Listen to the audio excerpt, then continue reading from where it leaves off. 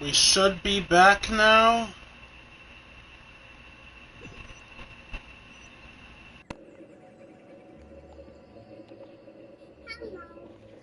Yeah, the PS5 got unplugged, which, needless to say, made me have to start over everything. Hopefully, we don't have to do the entire quest from the start, but we'll see.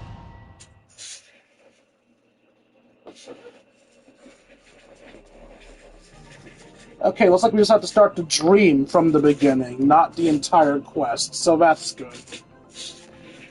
Alright, back to Skirk's dream.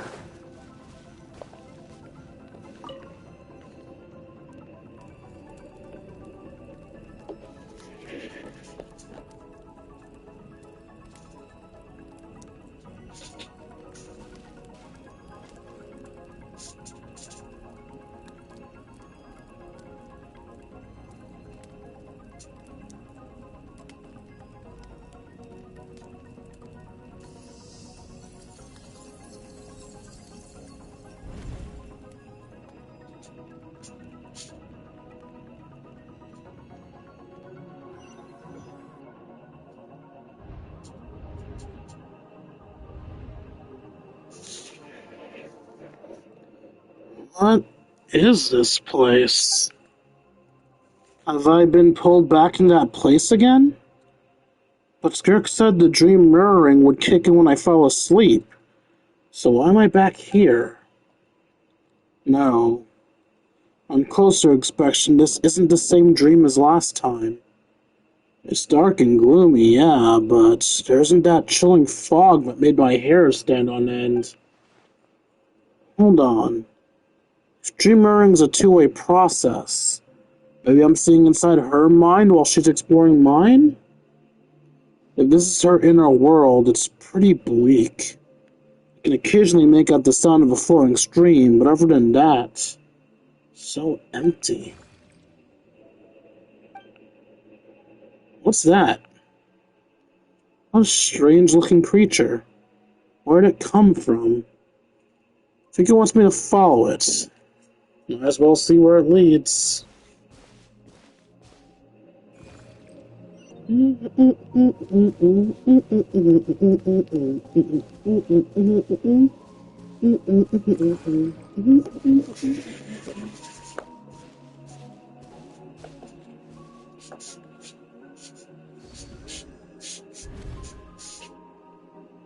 Skirk, why are you skipping classes again? We've talked about this. 'Cause he's a crabby old man, and he's a boring old man. I don't like going to his classes. Excuse me. You shouldn't talk about your teacher like that. It's very disrespectful. All right, let's not get into a big fight about this. Skirk's learned what she needs. There's no point forcing her to sit through more classes if she doesn't want to be there. But I'd still love to hear about what you got up to yesterday. Why don't you tell your dad all about it? I went diving, and I saw this huge fish. I never knew they could get that big. It looked kind of dumb, though, with that stupid big fat head. I tried to shake its fin, but it just spat water at me. Oh, and today, I'm gonna go to that prairie up north. There's supposed to be this giant bird there that can spit fire. I bet if I climbed on its back, it could fly me all the way to the stars. Then I suppose your old dad should get one as a pet too. Otherwise, how are you gonna hear me call you for dinner up there in the stars? When it's time to eat, I'll come back on my own, Zilly. Anyway, gotta go. Bye, Mom. Bye, Dad. Wait! Put on a coat at least. You'll catch a cold. I'm talking to you, young lady. You spoil that child, you know. Ever since that merchant ship arrived, she practically lives outside. Always going on about exploring the beyond one day, whatever that means. Ah, let the kid do what makes her happy. Besides, we both know you're all bark and no bite. Come on, Our little adventurer is gonna be hungry when she gets back. Let's get started on dinner.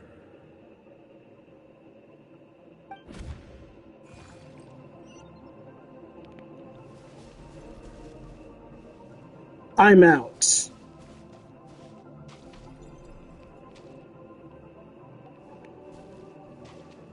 The weather's wonderful today. The stars shimmer high above. But what lies beyond the stars? Mountains as far as the eye can see? An endless snowy plain? Or maybe buildings taller than the sky, like the people from the merchant ship said? I can't be the only one asking these questions. The universe is fascinating. If only I could meet some other people like me. We could set sail together and explore every corner of the world. I'm sick of being a kid. There's so many amazing things out there, and I'm ready to see them all. But for now, I'm starving. Better get back.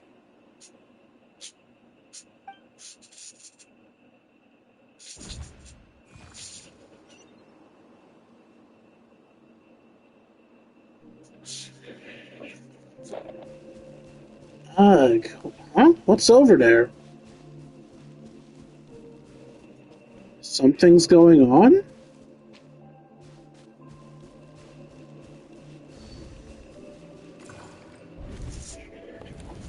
Don't let a single one of them get away! No, please, spare the children! Stay back! They're coming! Run! Help! Eliminate the threat. Take them down. Don't be scared. Ah! This way! We'll never make it! Fire. There's fire everywhere. What happened? I told you we shouldn't have trusted these outsiders!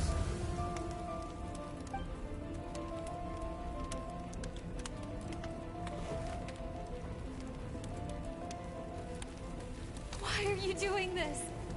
What did we do to deserve this? We welcomed you with our finest food and drink, showed you the best our home has to offer, gifted you cloth dyed by our own hands. And this is how you treat us? Run! Save yourselves! Captain, Zone 3 is clear and we have Zone 2 surrounded. Begin extermination. Remember the orders from upper command. No one is to be left alive. Remember, no Russian. Rest assured, sir. We have enough munitions to annihilate these savages and burn their entire civilization to the ground. Good. The only ones who put up a real fight are that man and his wife, correct? What's their status? We shot the man in the ankles and the wife broke her wrist attempting to fight back. They won't be doing much more fighting. They're holed up in their home for now, but they won't last long. To prevent them from making some kind of last stand, we're planning to clear out the other zones first so we can send a bigger squadron to surround them. Well, well. Turns out some of these beasts do know how to use their claws. Now the threat these savages pose will be undeniable. Let them cling to what's left of their lives for a little longer. Once the other zones are cleared, I'll cut off their heads myself.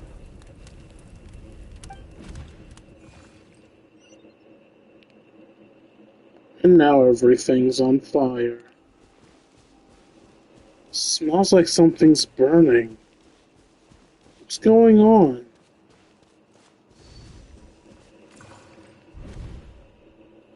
Dad? Mom? Skirk, you're all right? Thank heavens. I'm so happy to see you, sweet girl. But you need to go. It isn't safe here. They'll be back any second. What happened? You're bleeding a lot. Dad? Mom?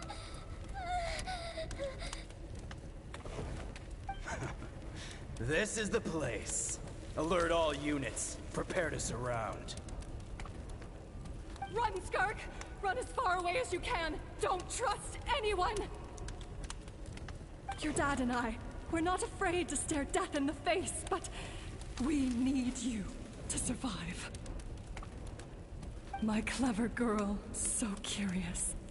You're already so brave. I know you're going to grow up to be such a positive light in this world. Whenever you miss us, just play this song. Remember, life is a gift. Don't let darkness claim it. Break down the door! Look what we have here. A savage that can pluck a tune. Well, the show's over.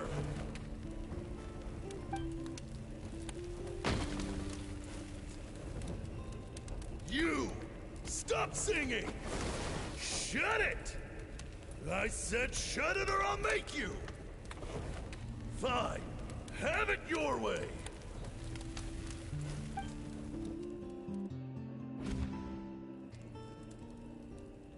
I mean, this goes without saying, but we know who the actual savage is there. What was that?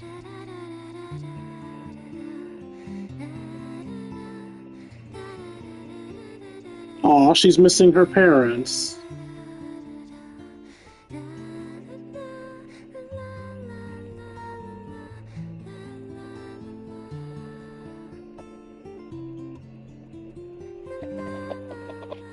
Wait, does Paimon have nail polish on?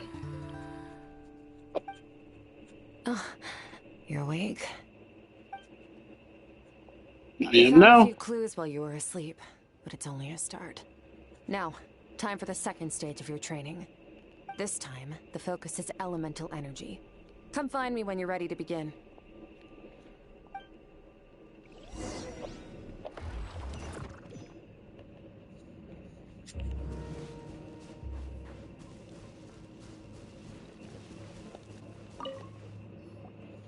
Man, staying in the abyss feels so surreal, don't you think? No day and no night. It's like time hardly exists. If we weren't careful to keep track, it feels like we'd have no idea how long we've even been here. Well, except for the fact that Paimon still gets hungry like clockwork. You go do your training. Paimon's gonna grab a bite.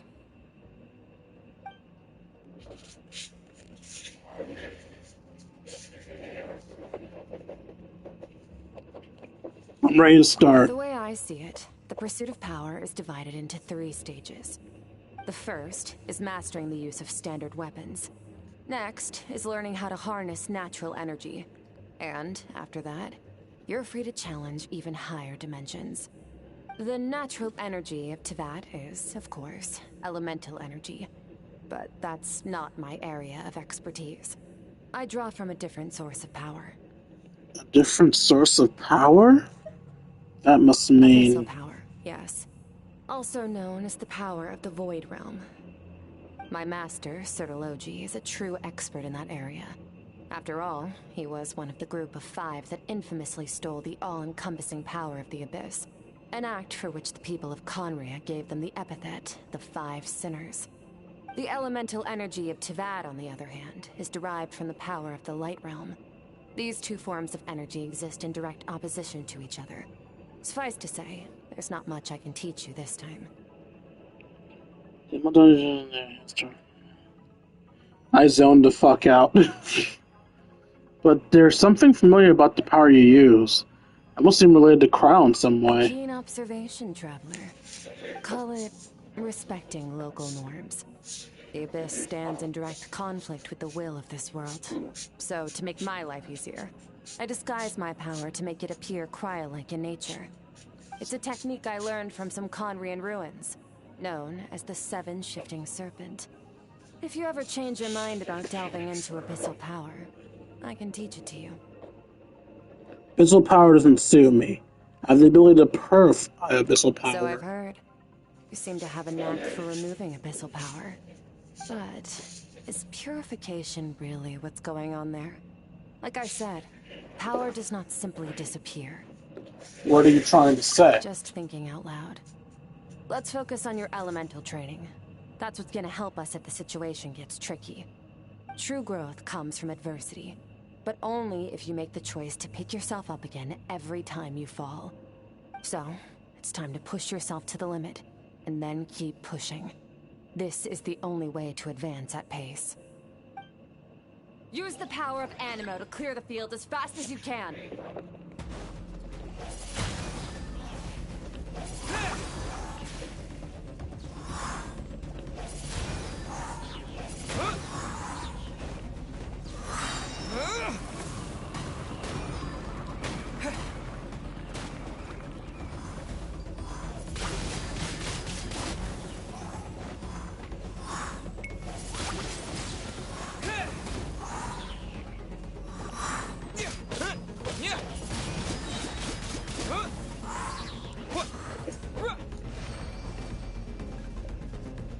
Observe your surroundings. Look for things you can use to tilt the scales of success in your favor. Disappear!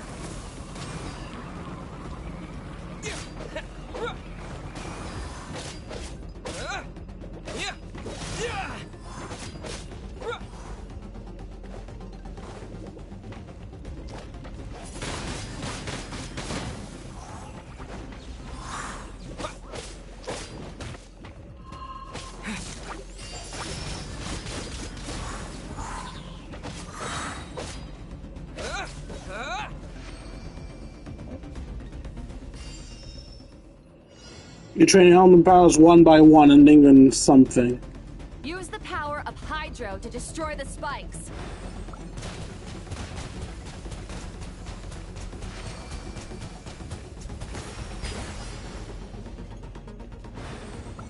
Faster. Don't give them a chance to strike you. You need to be quicker than you were in your dream. You can't afford another injury like that.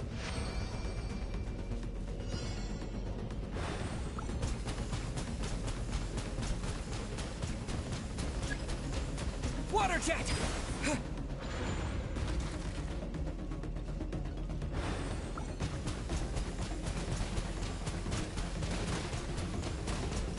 Water jet!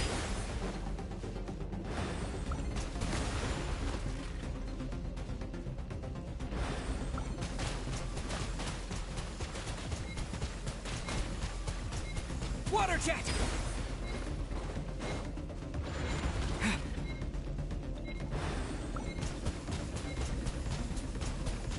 Go!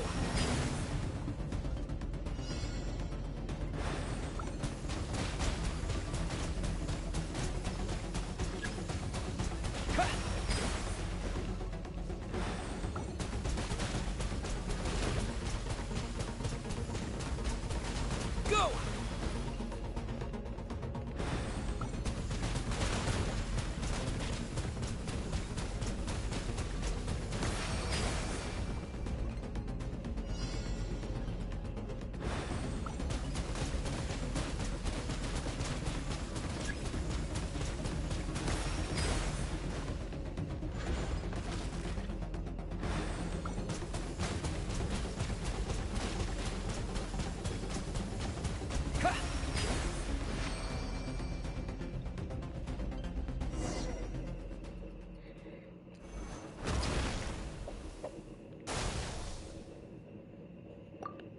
Along my journey, I've gained different elemental powers in different regions.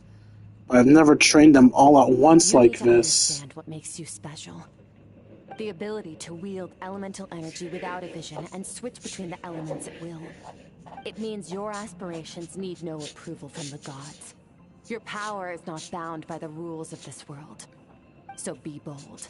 Do not be afraid to chart your own path.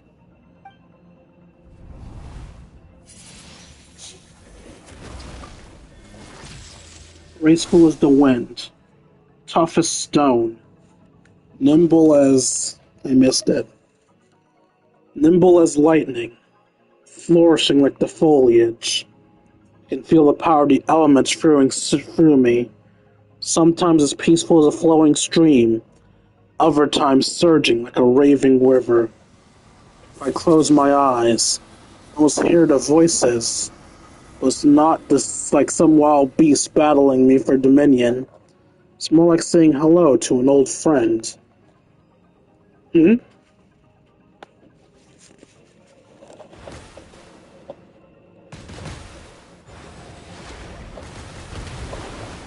Very good. It seems you've reached a deeper level of connection with the elements. How long has it been this time? I'm Long exhausted. enough for you to lose yourself in your training, which is a good sign. Relentless practice with the elements has drained all your strength, but it's also what allowed you to make progress. Get some rest. When you wake up, we'll proceed to the final stage of your training. Can't wait to see more of your memories.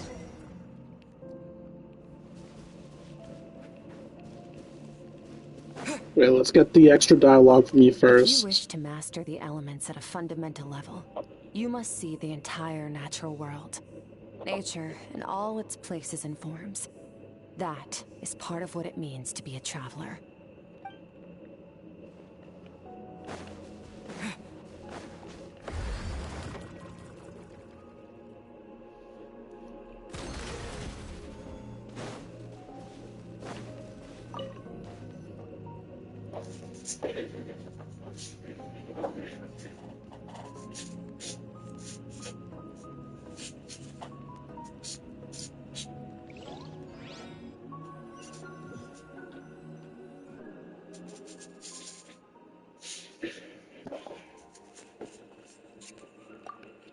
This place again. Hi, Skirk. Did you bring me here? Who are you?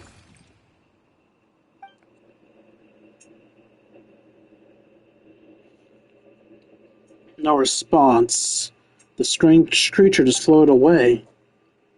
What is that thing? What is it doing in Skirk's inner world? Where is it taking me this time?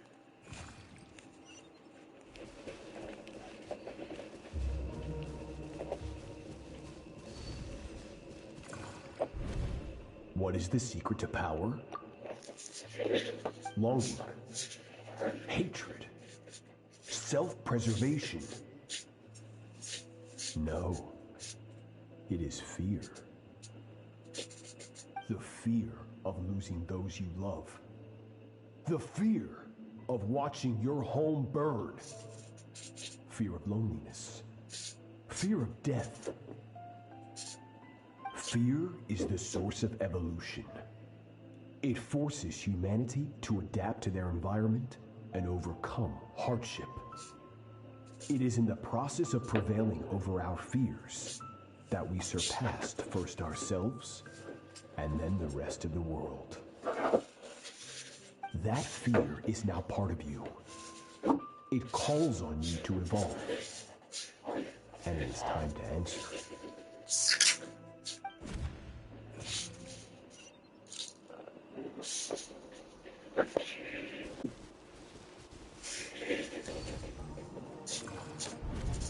Any minute spent missing home is a minute wasted. Practice your sword work instead. Do not make me tell you twice. But, Master, I can barely lift this sword anymore. If I keep going, I feel like my wrist is going to break. So it has not broken yet. Then pick up your sword and keep practicing until it breaks. I want to hear the cracking and splintering of bone. After all, bones can always be reset.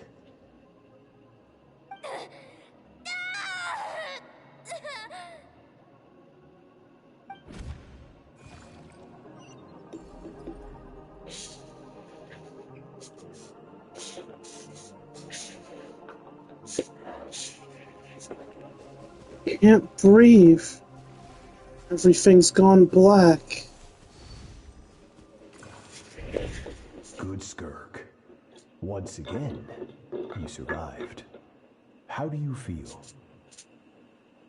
Cold and pain. These are signs that you are adapting to the abyss. Each time the flesh is torn and the spirit crushed, each time you claw back from the brink of death, you become stronger. I now understand why these people sought to destroy your homeland. Your potential goes beyond even what I could have anticipated.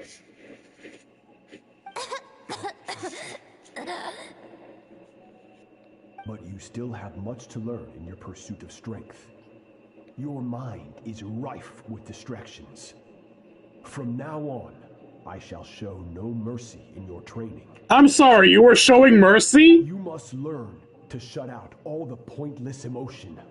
Crush the self that makes you weak, and become master over your physical form. Get up, Skirk. Wipe the blood off your face. Cut away the rotten parts of your flesh, and mend what is broken. Then take up your sword.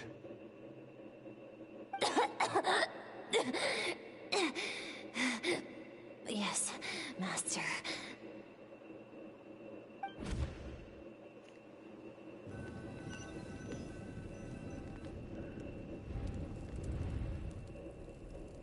The dream is over, but I can't get that suffocating, oppressive feeling out of my head. I have so many questions about Skirk's past. Where does she come from? Where has she been for? Hopefully you got some good rest. Skirk said to tell you that she's ready to start the final stage of your training whenever you are. So, want to head over now? Or did you want to wait a little? I really want answers, but right now it's vital that I complete my training.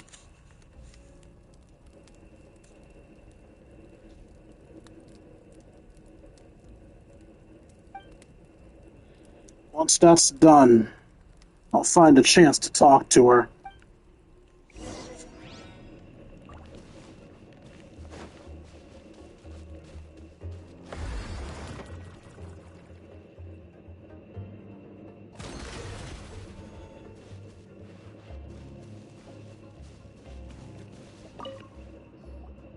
From your training so far, you have gained better command of the sword, and more control over your elemental abilities. Thank you. It's all thanks to your That's guidance. only part of it. Experience is the real teacher. Your journey, the friends you have made, the dangers you have faced. These have taught you more than I ever could. Now, it's time to focus on how you react under pressure. You must be able to think rationally, even in unpredictable combat situations. To simulate this, I'm going to attack, and you're going to block. Ready?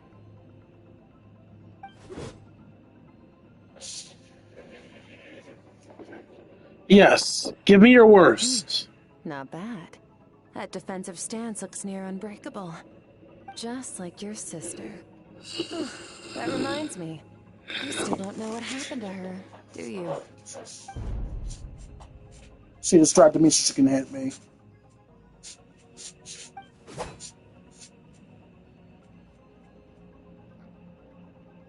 Hey, no fair! That's cheating! You think every opponent has the same moral code as you? You can denounce their deplorable methods all you want. But only if you live to tell the tale. The dead don't get to complain. Strong emotions will always arise in combat. Anxiety, anger, fear. But a true warrior is never at their whim. Only when you are free from the influence of emotion can you make the right choice, no matter the situation. Are you describing yourself? How amusing. Almost sounds like you think you know me. But you don't. You can choose your own path. We are not the same. Let's begin. Try to use reason over emotion. Make the most rational and advantageous decision in any given moment. This is your final training session. Look alive. Same drill as before, but this time I'm going to interfere. Hold your focus.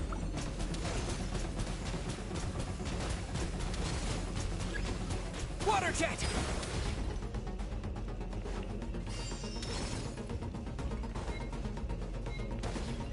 Oh, they're in the air. Oops.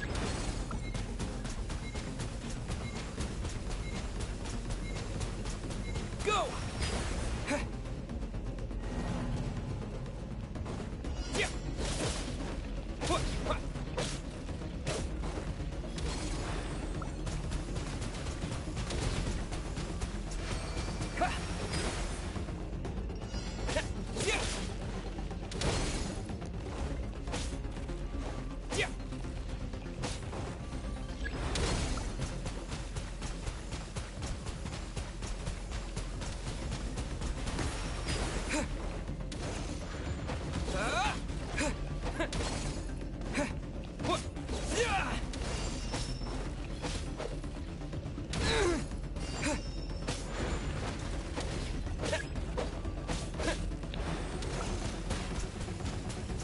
Water jet!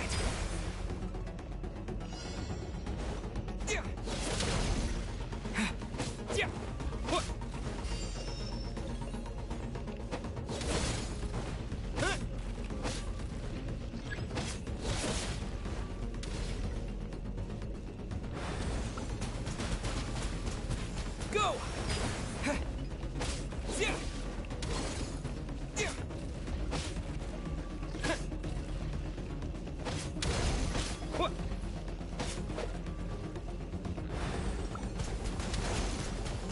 Go!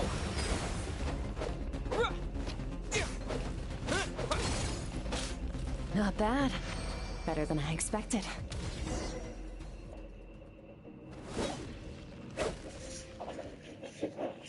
It's not easy to control my emotions. The battle is overwhelming.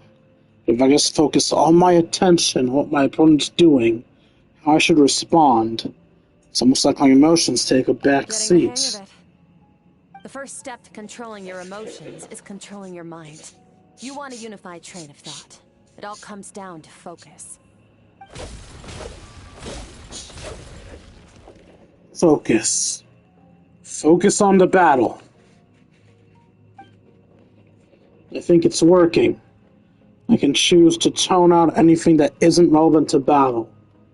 I think I'm still pretty far from having full control over my emotions.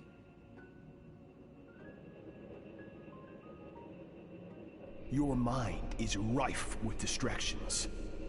From now on, I shall show no mercy in your training. You must learn to shut out all the pointless emotion. Crush the self that makes you weak, and become master over your physical form.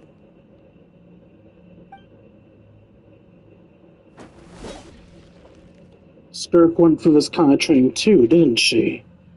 How merciless does this training have to be to make someone substitute all emotions for pure reason? Stop. Let's pause here. One look, and I can tell your mind has wandered. That's to be expected. There's a limit to how long a human being can concentrate on one thing. Staying calm and focused sounds simple in theory, but in practice, it's more demanding than sword work or elemental abilities. Skirk is right. Now that I've stopped, all the emotions I was suppressing are rushing back to the surface. Pain, exhaustion, frustration, doubt. But exhaustion is the main one. I feel like I could fall asleep on the spot. Exhaustion is not a fucking emotion. Get some rest. No point training further if you're already dead on your feet. Like I said at the beginning, the only goal of this training is for you to reach a point that you're satisfied with. You managed to push past your limits, which is a good start. You can be proud of that and sleep well knowing that you've earned it. Treasure? Treasure. Warriors will train day and night to perfect their skills. But when the battle comes, their fate may be decided in a matter of minutes. One mistake, one moment of hesitation, and just like that, all their blood, sweat, and tears were for nothing. You need to push yourself to perfection, or you might not even live to regret it.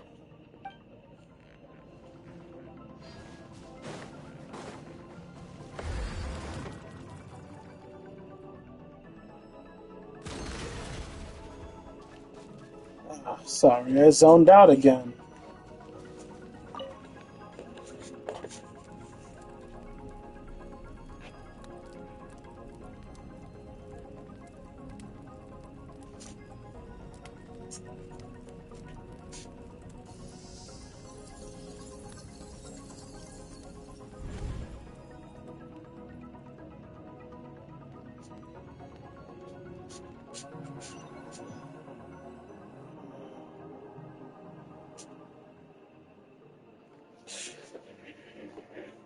Looks like I'm back to Skirk's inner world.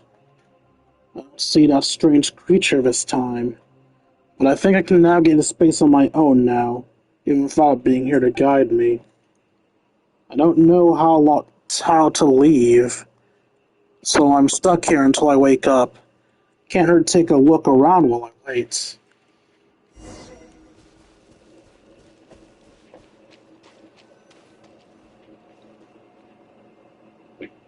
Skirk is amazing. She faced down that terrifying giant and cut its head clean off. Oh, she got hurt though, didn't she? I heard it was pretty bad.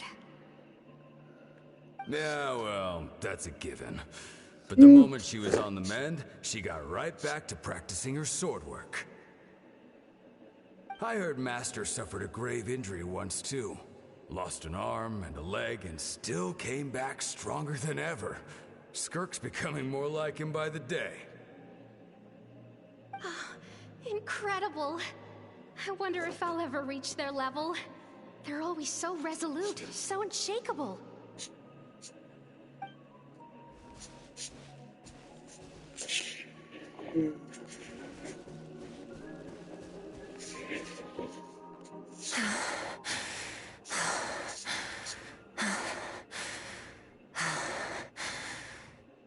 Pathetic. You're not even trying. You're so much weaker than you think. Skirk, have you become a positive light in this world?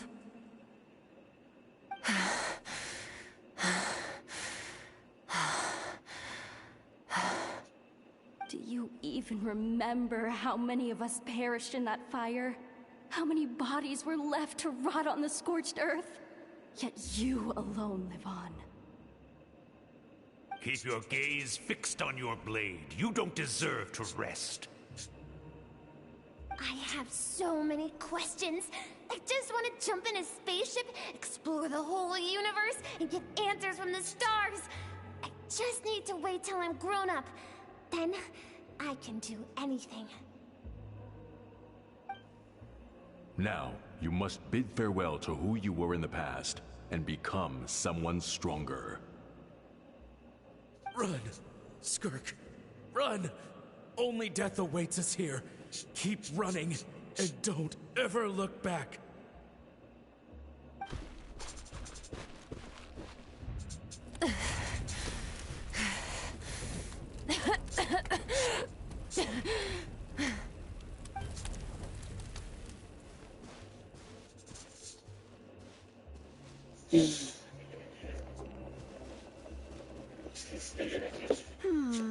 Let's see here.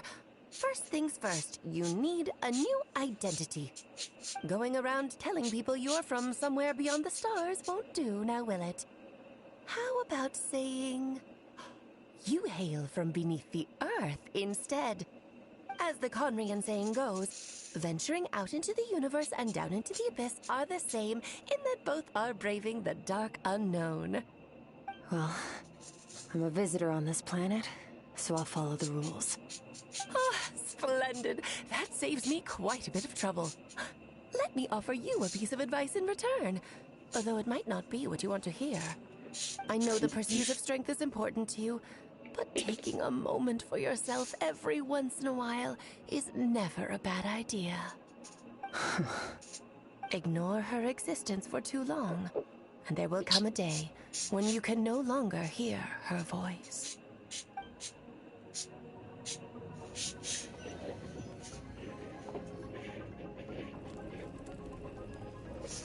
Peter.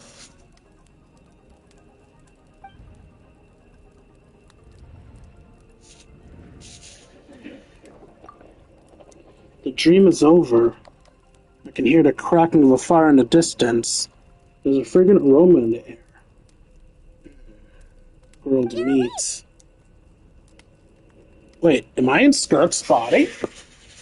Because I was just looking at myself at the fire, wasn't I? You must be starving, right? No. Ta-da! A barbecue feast just for you. How the fuck did I think I was seeing myself at the fire? I must be really goddamn tired.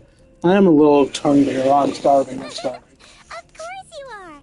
That's why Skirk and Paimon got this all ready for you. Dig in before it gets cold.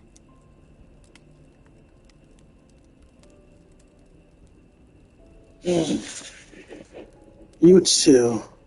So you're best friends now? Oh, well, if you're around someone long enough, it's bound to happen. Plus, Skirk can cook. So, Paimon decided she can forgive the whole Ice Queen thing. Paimon's not one to hold a grudge. Here's Yes, an you idea. are. Let's save the chit-chat until after the meal.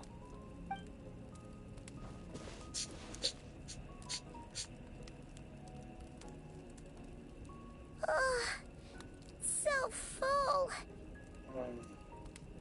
Okay, it's Paimon's turn to sleep now. Wake her up when it's time to go. Wake me up before you go.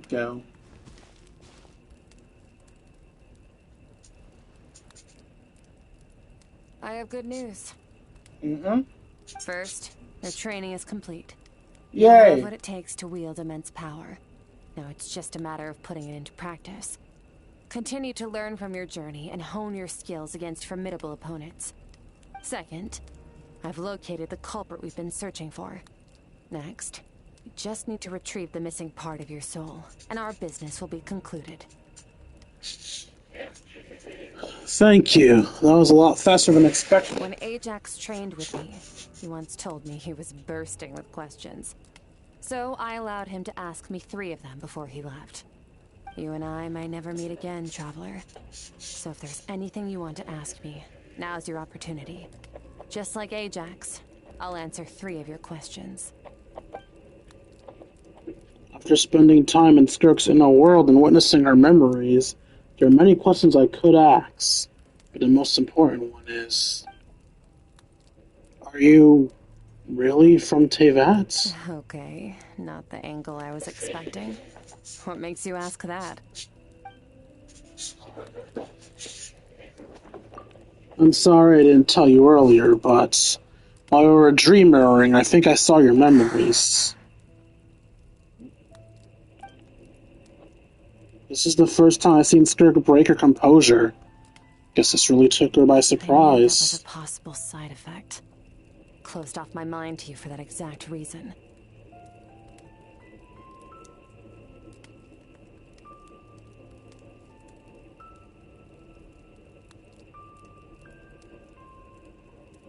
Even with the dream mirroring, you should have seen nothing but endless darkness.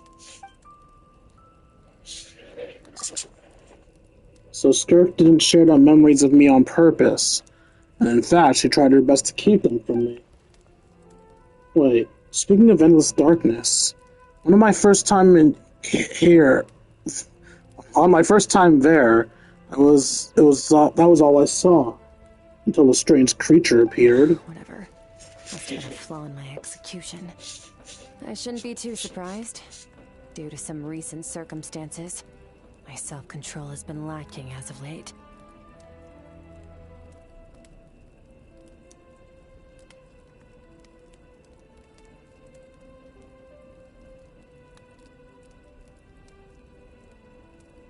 Ugh. Since you've seen what you've seen, there's no reason to hide the truth. All I ask is that you keep it a secret. No, I'm not from Tevat. I'm from a different planet. And there was a time when I journeyed through the stars. A lot like you in some ways.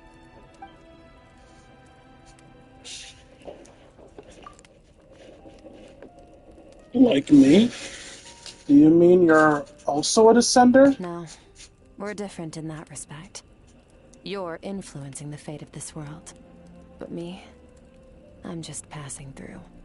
Several hundred years ago, my master, Sertologi, opened the border between worlds and sent me here. But this is not my home. And one day, I'll return to the vast unknown of space.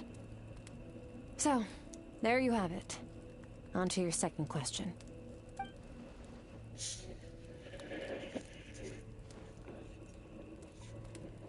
What is your goal in coming here? To become stronger. For certain reasons, I need to bridge the power gap between me and my master as quickly as possible. But first, I need to understand the source of his strength. To do that, I need to follow in his footsteps. Walk the path he once walked. And somewhere along the way, I'll find out how to defeat him. That is my sole focus and purpose. Okay.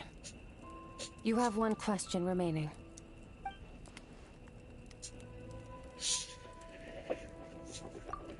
Skirk's goal is to defeat the fool? The foul. I can hear how serious this is for her. I wonder what these certain reasons could be.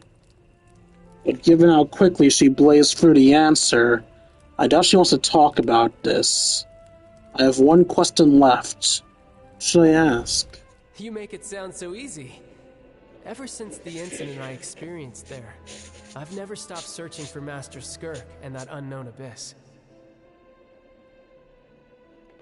But it's been years now, and I've still found nothing.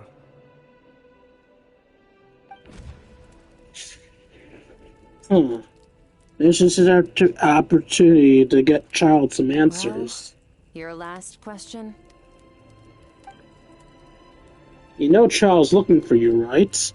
Are you going to let him see it? Ajax. His situation is different than yours. Before you ever crossed paths with me, you'd already encountered many formidable people, studied their techniques, and developed your own skill set. So, during your training, all I had to do was build upon that foundation.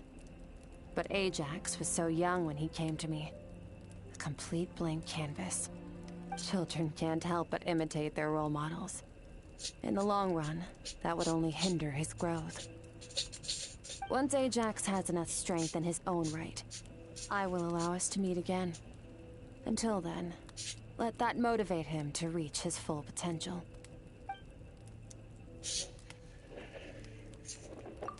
That was a calm and calculated answer. It's like she was talking about some entirely mundane. I don't know why, but I'm not buying it. She makes it sound like the decision has everything to do with Child and nothing to do with her. But what does she actually feel about it? The abyss is completely silent. This domain must get lonely after a while. Not to mention she said it's been hundreds of years since you arrived in Teyvat. And even longer than that if you account for how slowly time passes here. Unlike you, I have no desire to establish a connection with the world. The weak and the lowly have no right to remember me. They're lucky they only have a few missing memories to show for it.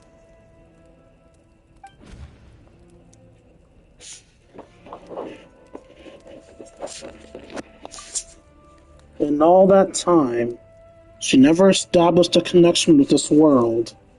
Was it really just because she looks down on the weak? I doubt she'll give me a straight answer if I ask. Besides, I already used up my free questions.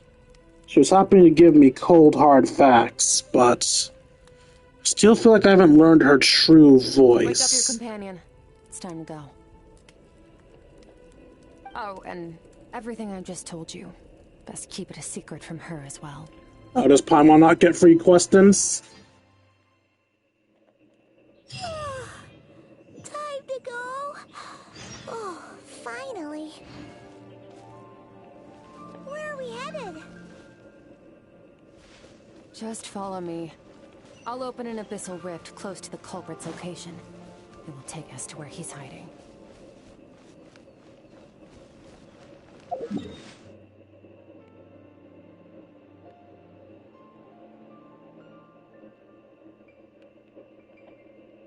I wonder why her quest is in Liyue. Is it because we first met Child in Liyue?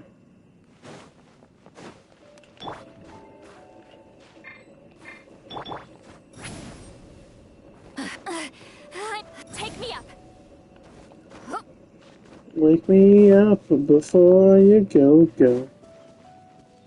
Just get back my stamina.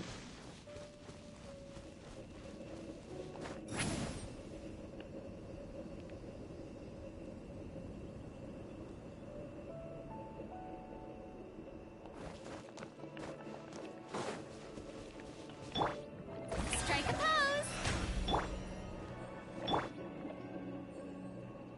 Rest and rebuild.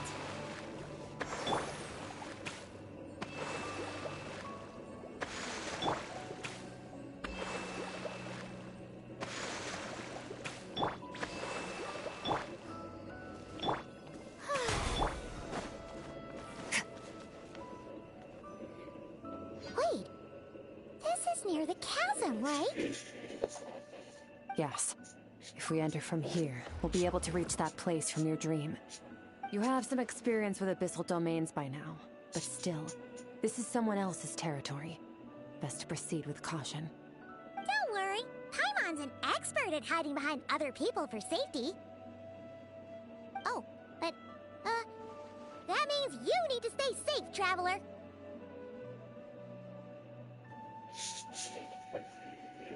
I will. Let's teach this thief a lesson. All right. Remember your training. Time to put it to use.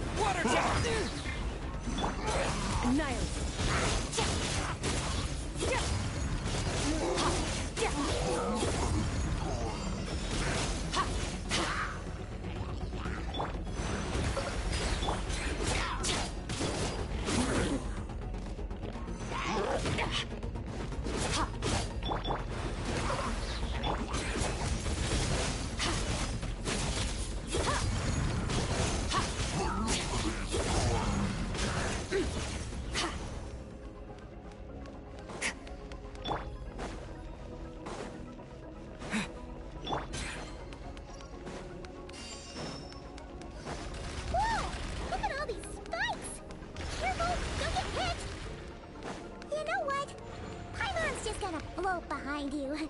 Come on, you got this. Yeah.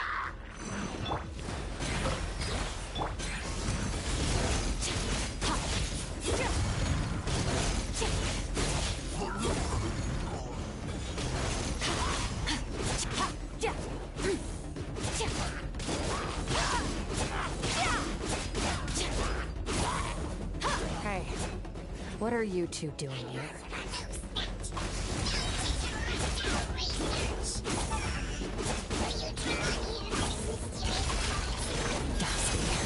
An abandoned house. Let's press on.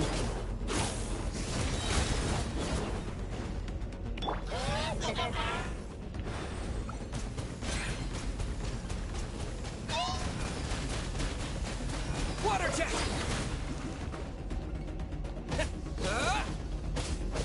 Yeah.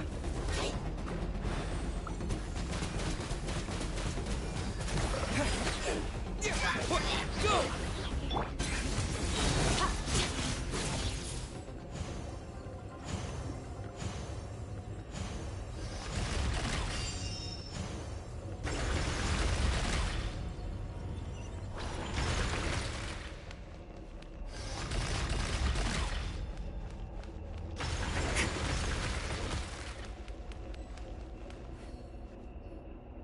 Oh, looks like this is a dead end. Did we make it to his hiding place? Ugh, this fog is making it impossible to see anything! This should be the place where you were attacked, Traveler. The missing part of your soul should be nearby. Can you sense where it is? I close my eyes and focus on the light that comes from my wound back there. Yes, I can sense something, and it's nearby. But what? But I can't tell the exact location. Nothing exact, but I know it's nearby. Our opponent must have covered his tracks just in case. Otherwise, you should have sensed it much more strongly. Hold on! Look! The spikes are back! Stay calm. Let's hold back a little.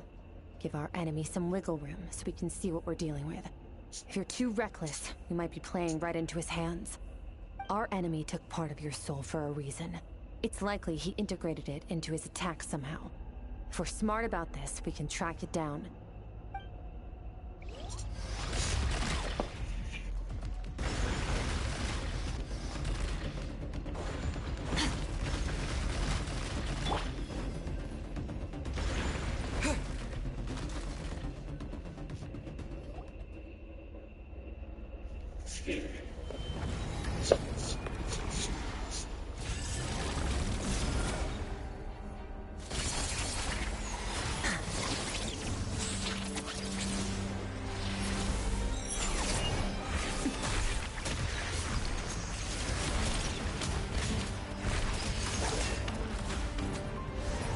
From the start, the attacks have been focused on me.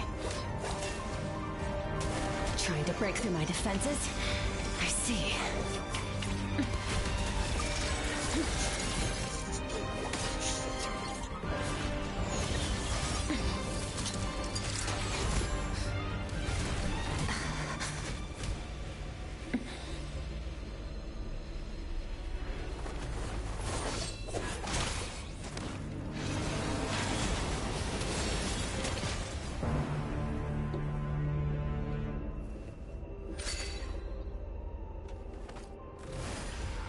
I should have paid more attention for dialogue from Aether.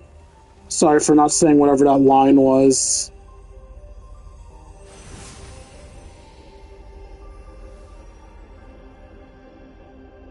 There. I got it back. Traveler! Skirk! Paimon! It looked like Skirk just got...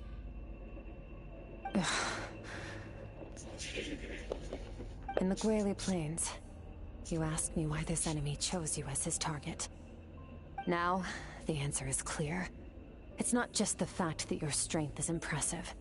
It's also because of your ability to, as you put it, purify abyssal power. Whatever that actually means. The fact is, that ability allowed him to do something that should have been completely impossible. Namely, break through my defenses and steal my power. So, you were his real target? He was after you from the very beginning? No. He couldn't have known I'd come to his domain. He only stole your soul fragment because he knew the value of its power. I doubt he expected it to come in handy so soon. Call it fate, if you want. I believe that's the term they use in this world for arbitrary coincidences like this. In any case, it works to our advantage. Once I realized what he was using that power for, it gave me the chance to get back what you lost. But you... I'll cope. Well, done gorging? Good. Time to answer some questions. How did you get the power of the all-devouring narwhal? The all-devouring narwhal? Oh, I fought on weekly bosses. Paimon knew that spike thing looked familiar. It looks just like that narwhal's horn. I highly doubt you acquired that power through your own strength. Tell me I'm wrong. You're desperate enough to scour the land for god remains and whatever vestiges of power you can find. That alone proves you wouldn't be able to defeat a creature like that. Which leaves one possibility. You know my master, the Foul, Sertologi.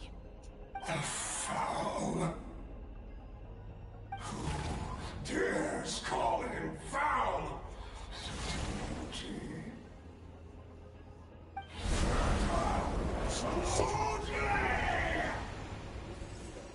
What's wrong? Bit off more power than you can chew? You're struggling to hold a basic conversation. Just a little longer. I'm still...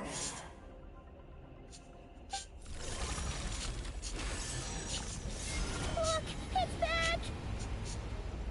Those obsessed with power will let it devour them before abandoning their pursuit. What should we do now? Keep calm and use reason to decide the best course of action. Skirk was stabbed by one of the spikes while I was treating this fragment of my soul, and in the process some of her power was stolen. The Cobra is hiding somewhere beyond the fog. I have a good understanding of his attack pattern from the fight just now. If we pursue him, our chances of winning are high. But Skirk's breathing is weaker than usual. If we attack now, I can't guarantee her or Paimon's safety. It's a hard decision to make, but I think we should get out of here. Wise decision. Final victory doesn't always come after a single battle. You've got your soul fragment back, so we both got what we came for. Let the enemy draw breath while he can. It won't be for long. Get us out of here, Traveler. You'll need to lead the way this time.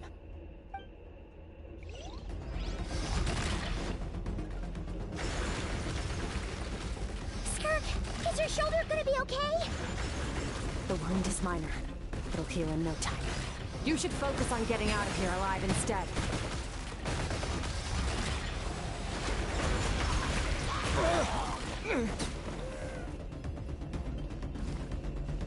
Uh-oh! Falling spikes! Run!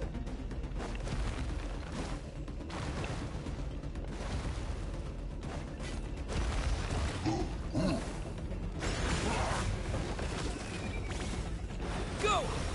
Yeah.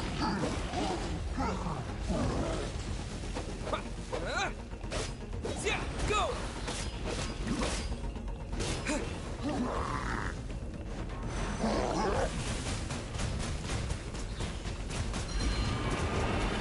Go!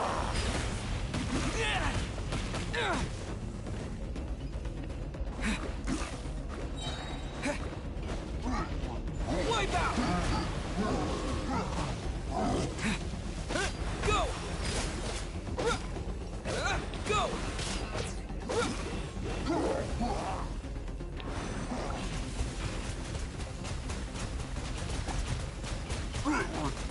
Water jet!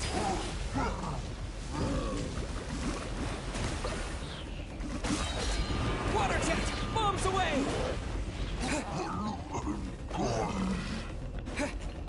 Go! Yeah!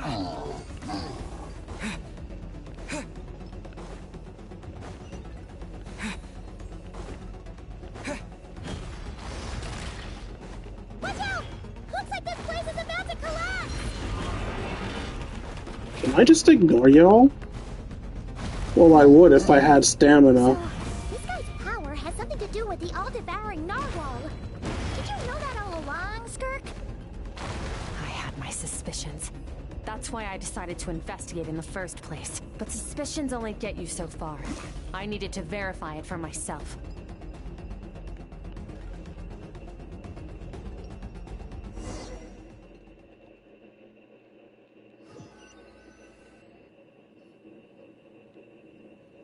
Phew. Oh, we should be safe here, right? I no longer sense his presence. Can't have followed us out of that abyssal domain. Weaklings like him will find that my power is not so easily controlled. He won't be leaving that place until he's managed to digest it.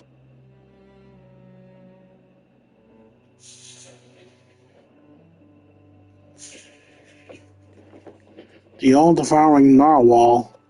With its power, he even managed to steal from you of all people. You seem surprised. I suppose that's fair. You've seen but a fraction of what that whale is capable of. That gaping maw could swallow a planet whole. It's called the all-devouring narwhal for a reason. Devouring is what it does best. It can extract power from anything, dead or alive, as long as it manages to make physical contact. Yeah. When we had our run-in with that thing, Neverlet mentioned that it has an instinct to devour.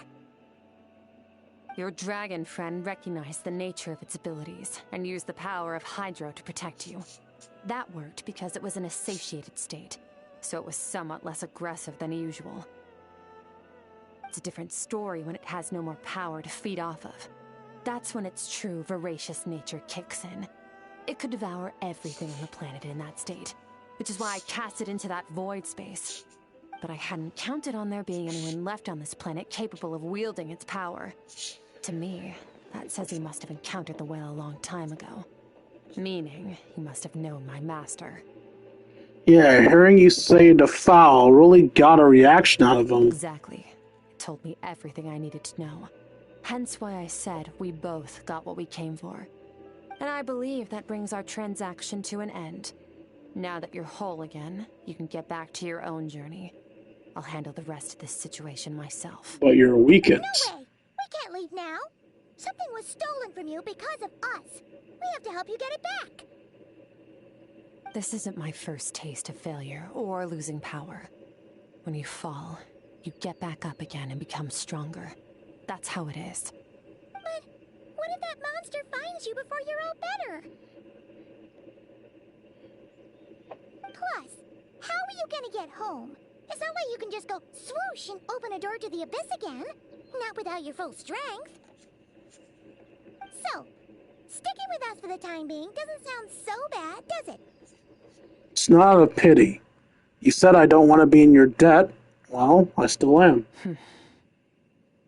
Fair enough. Then take this.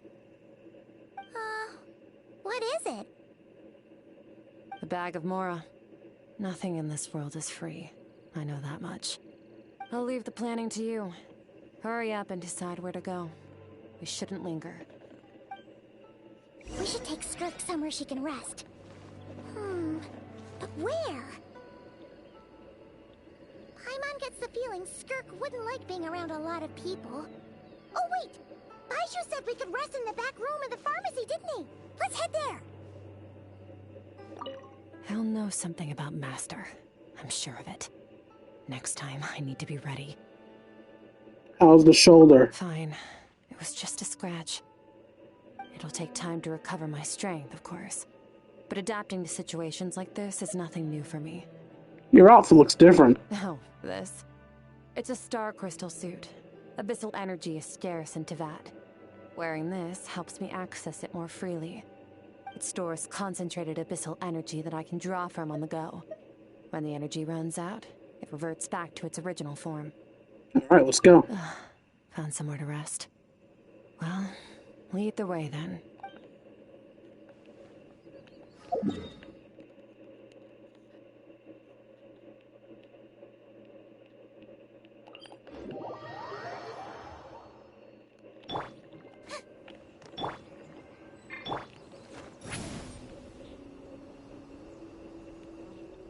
Seriously, said Lolly, you have no right being as hot as you are.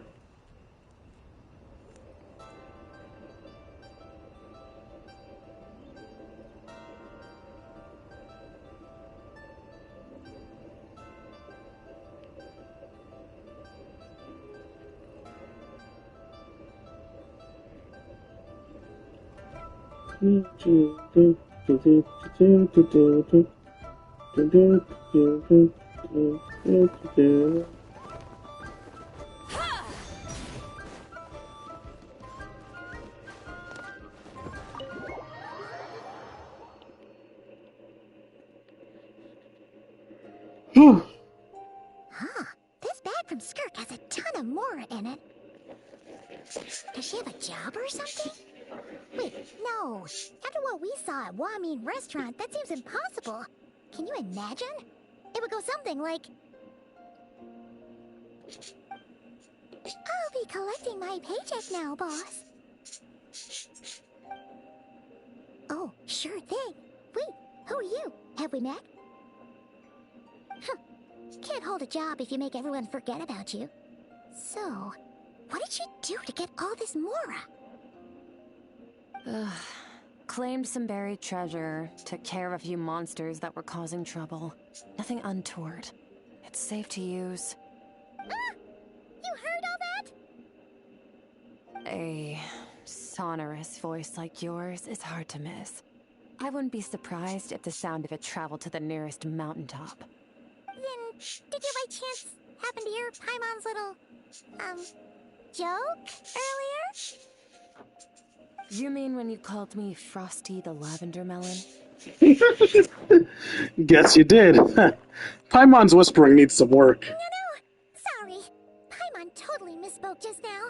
She didn't say that at all. It was, Coward! Paimon lookalike. Yeah, she's a piece of work, that one. Always impersonating Paimon and giving people weird nicknames. If you're gonna give ugly nicknames, stop being a coward and own it. Okay, fine. The truth is, Paimon didn't like you all that much at the start, but things are different now. You helped the Traveler in a big way, so what do you say? Friends? Venti helped me in a big way too, and you still call him the tone-deaf bard. I noticed there was only one bed. Go ahead and get some rest. Wait, what about you? I don't get tired, and I don't need rest.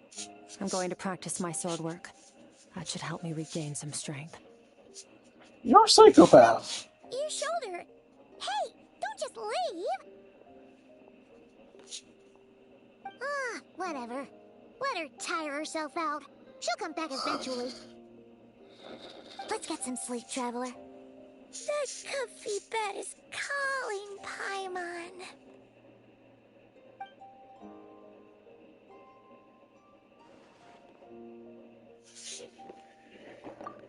Skirk is stubborn. Even if I try to convince her to take it easy, I doubt she'd listen. Paimon's right. Skirk will stop and take a break once she gets tired. I hope. She'll just get some sleep.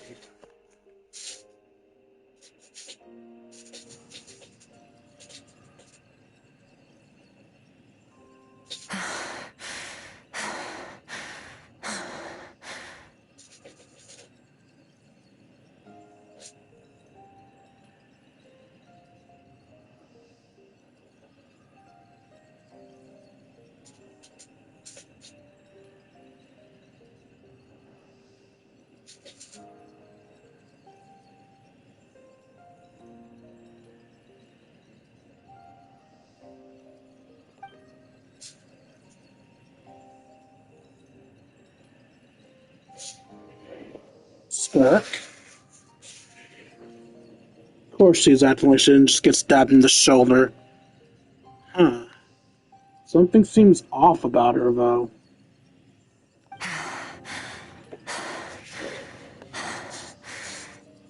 Quiet.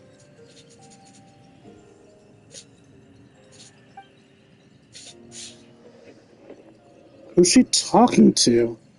There's no one around. Unless...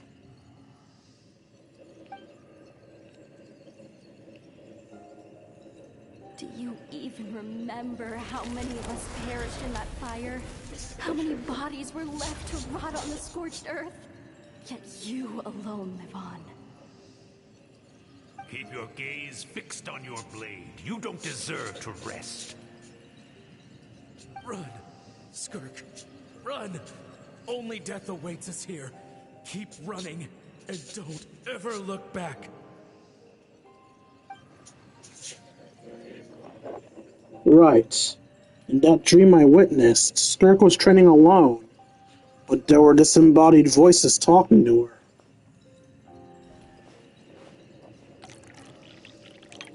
One of them mentioned a fire. I wonder what happened exactly. If only she could just talk to us.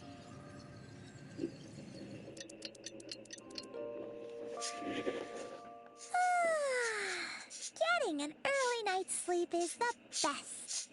That bed was so comfy. Wait, Skirk? Have you been sitting out here the whole night? The bed's all yours if you want it.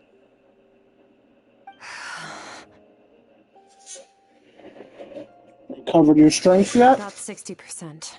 Maybe 70. Whew! Paimon thought it would take at least a couple of days. That was fast. No, not fast enough. That's 20% less than last time. Same training regimen, same intensity. Nothing felt different, but somehow the outcome fell short. Maybe it's because of the spike that stabbed you? No. I think the problem's with me. I need to meditate for the next 2 days. Deep introspection should help me find the issue. Ooh, sounds intense. We'll watch over you in the meantime, then. Thanks. See you in 2 days.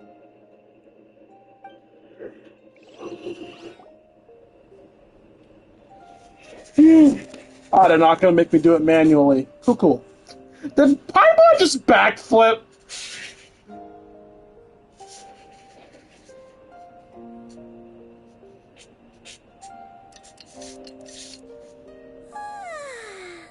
Morning! Skirk is still meditating, huh? It's been 2 days already. Shouldn't she be awake by now? No idea. Maybe it's not going too well. I can't think of anything we can do to help. Oh, wait! Breakfast! That's it! Paimon will go get breakfast! Skirk is gonna be starving when she wakes up. Be right back. I'll take a sausage, egg, and cheese McGriddle. Well, by the way, why isn't that a thing? I know a sausage, egg, and cheese McMuffin and a sausage, egg, and cheese bagel is a thing. Why isn't the sausage, egg, and cheese McGriddle a thing? Skirk looks so serene. Almost like she really is asleep.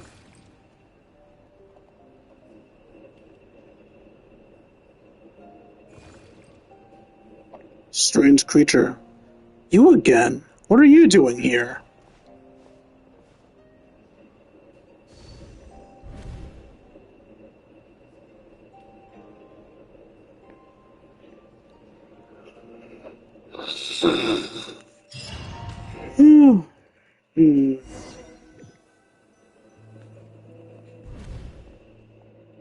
This place feels familiar.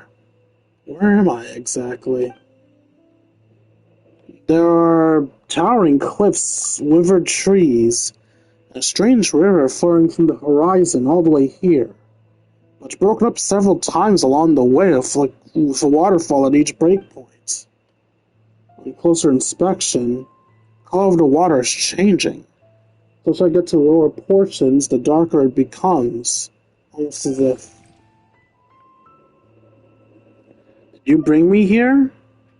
That must mean... That's right. This is Skirk's inner world. Think of it as the threshold between the soul and dreams. Why can you talk? This isn't your first time here, but what you remember is probably a space covered in darkness. I only managed to illuminate a small portion for you back then. It talks! Actually, it's my first time talking to someone like this. I only managed to break free and bring you here because the injury weakened her power. I guess that's why I can speak again, too. Call it fate, if you want. I think that's the word they use in this world for lucky coincidences like this, right? Now, before I take you to her, I gotta ask. You're the first outside visitor to ever come here, so what's your impression of this place? What's that river? Why are there so many different cliffs and waterfalls? Notice. This river represents Skirk's strength. Strength accumulates over time. It is the summation of a person's lived experience. So this river is where all the fragments of Skirk's life should converge into a single stream of memories and emotions, flowing forward as one. But, as you can see, this river has been severed numerous times. It's because Skirk doesn't like who she was in the past. When all she sees reflected in the river is a disgraceful shadow of who she was, she cuts through water and rock with the sword of reason, severs her connection with the past, and begins anew.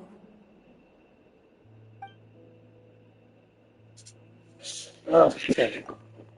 Wait, that reminds me of You something. must learn to shut out all the pointless emotion.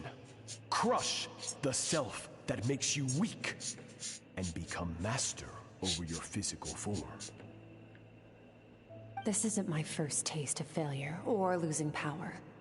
When you fall, you get back up again and become stronger. That's how it is.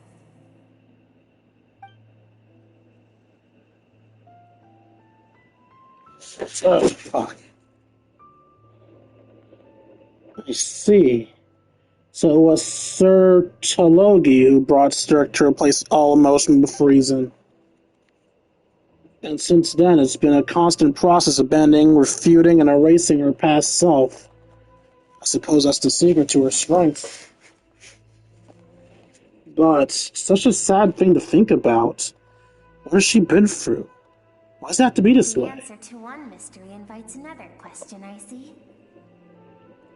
Let's follow the river upstream. There among the cliffs, among the memories etched into her heart, lies the truth of it all. Soon, you'll understand everything. I want to understand how comfy my bed is right now.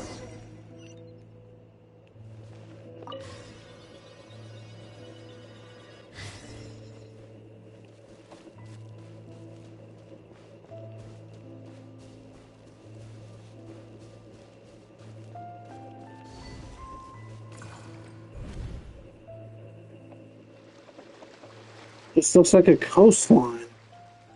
I recognize the drawing in the sand. Wait, isn't that the picture I drew for Paimon? Why is it showing up in Skirk's memories? I've always thought that, even when falling leaves don't come from the same tree, they can still form bonds of kinship when they meet. Like meteors, you both made a journey through the stars. Both travelers who have landed on a planet that is not your home. Yet, when she first noticed your presence, although she hesitated for a moment, she still chose to walk away, indifferent as ever.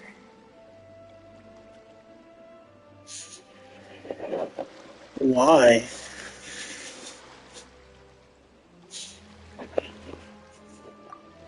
If I think about it, it's not surprising at all. After what happened at Wanman Restaurant, it's obvious she prefers to care for people's lives.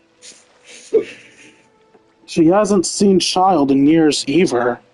I doubt she's even made a connection in this world of her own volition. What I'm seeing now is a microcosm of her entire life. Seems like you've answered your own question. Skirk sees herself as a trespasser in this world. She's made a conscious choice to avoid altering its path. But the reason for that decision stems from events much earlier on in her life.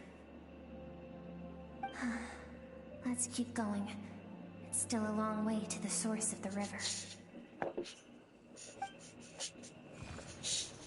I'm sorry, y'all. I'll be right back. I need to do something.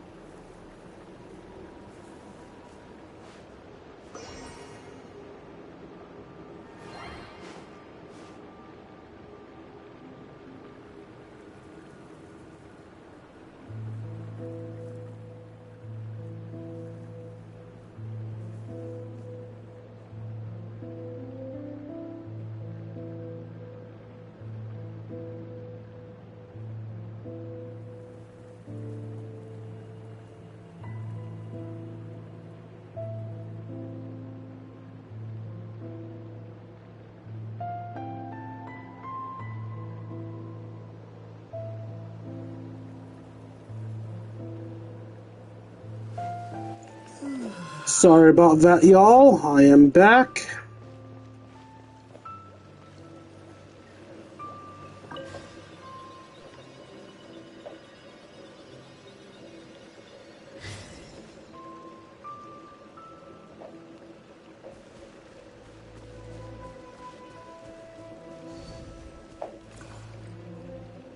Right, did that. You now have what it takes to wield immense power.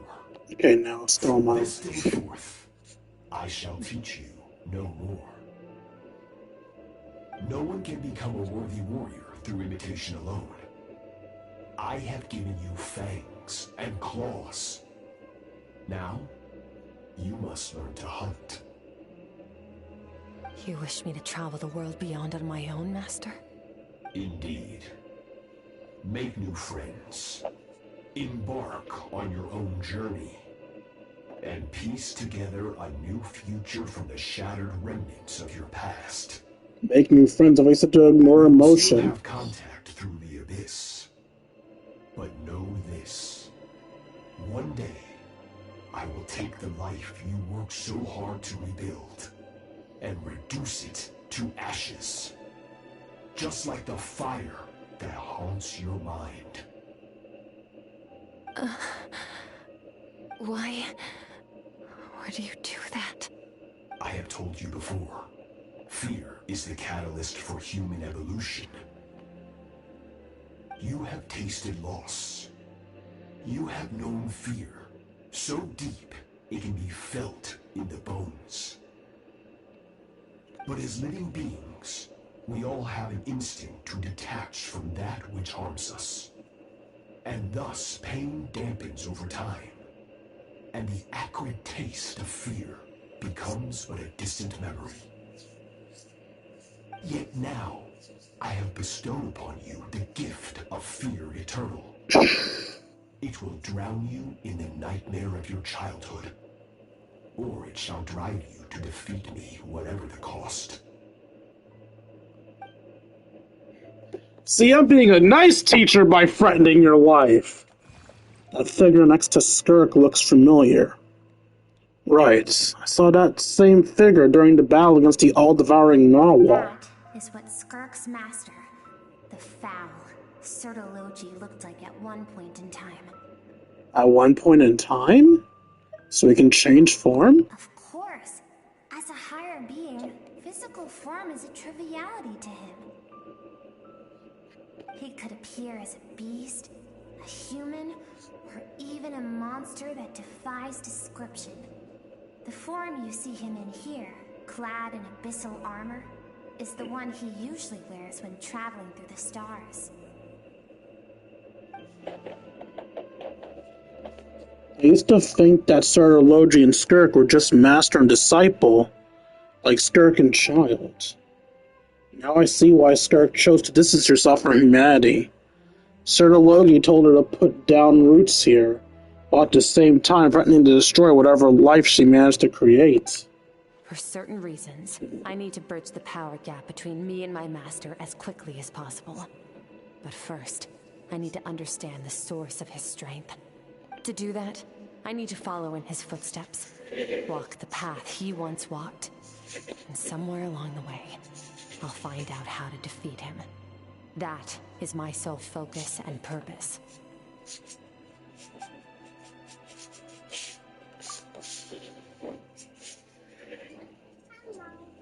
So that's what she meant. But I still don't understand what Sertologi would do. Why Sertologi would do that? From what he said, I didn't pick up on a conflict between I'll let them. you in on a little secret. The real Sertologi is terrifying. As opposed to the fake one? The scope of his power is impossible to understand until you experience it firsthand. It is absolute. The power to crush all things. Shall we keep going? Let's see. We're about halfway there. We're halfway there. Oh, living on a prayer. Take my hand, we'll make it, I swear. Oh, living on a prayer. Goodbye.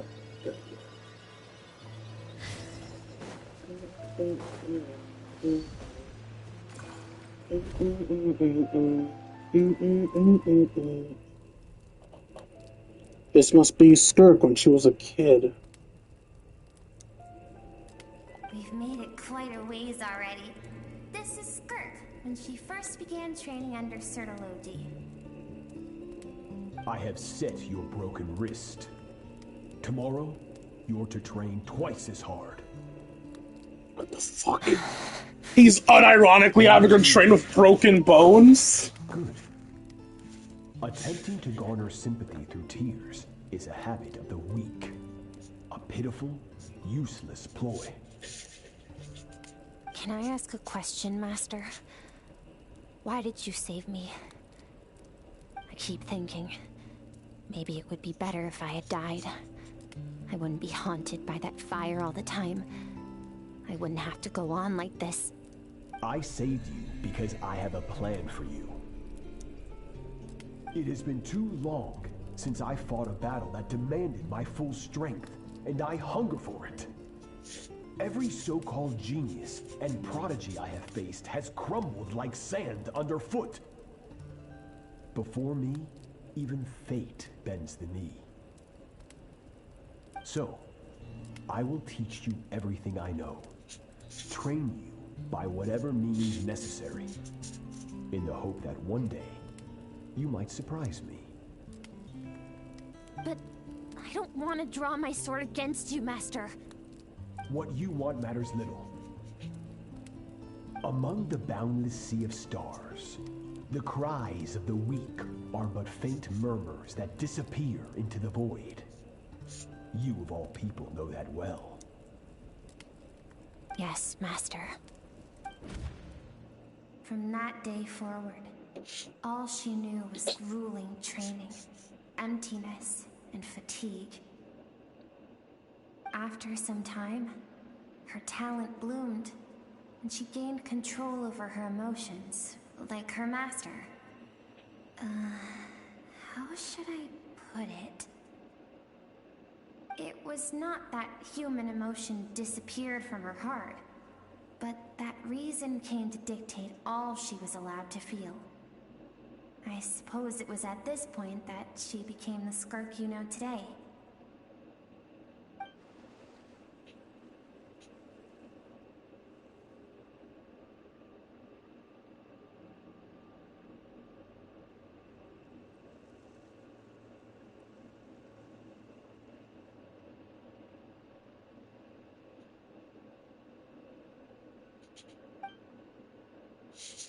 Oh, I zoned out. Alright.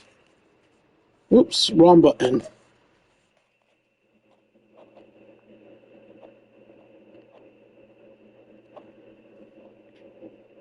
So Sir Logi saved Skirk from a disaster when she was a child, and never even tried to hide his ulterior motives. I suppose that leaves one final mystery. What really happened with the disaster back then? Sir Logi's final words to Skirk were cold and cruel, but Skirk's reaction made it seem like it was the truth she knew all too well. I have a feeling it all comes back to what happened back then. We're nearly there. I almost don't want to reach the end. Well, shall we? This is the final stretch.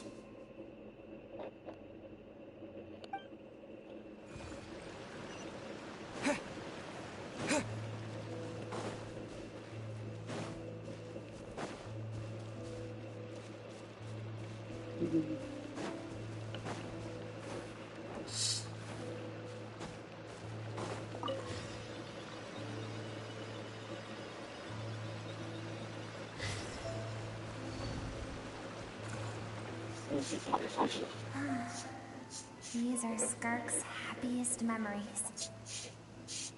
What a simple and carefree time it was. Wisps of clouds dotted the sky. The sun bathed everything in golden light. And when song filled the air, not even the shyest of flowers could resist swaying along. This is Skirk's homeland. She was so curious about everything as a child, always skipping school to go exploring instead. There was so much to discover. The treasures at the bottom of the sea, the secrets beyond the stars, and that merchant ship packed with adults wearing those strange clothes. Yes, the ship. That was the beginning of the end. It was a spaceship.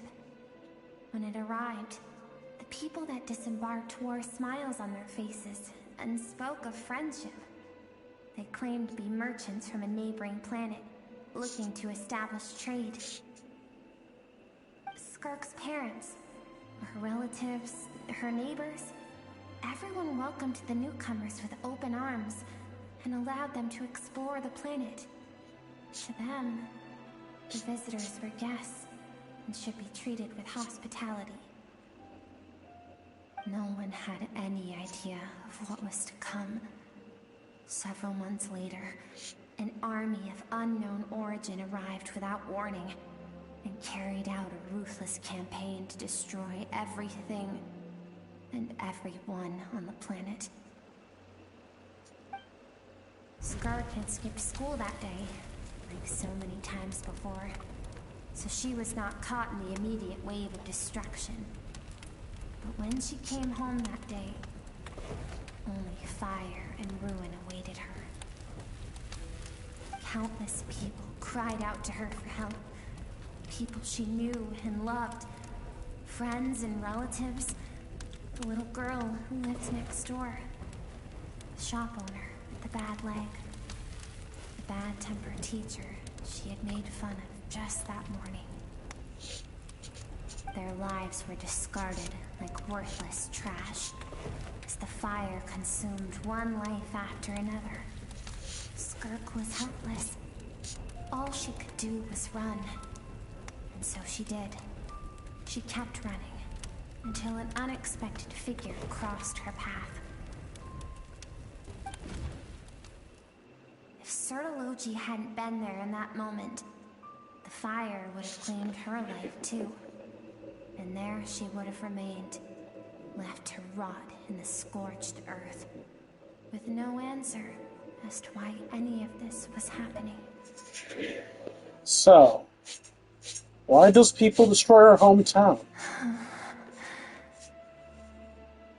Because she and her people were seen as a threat.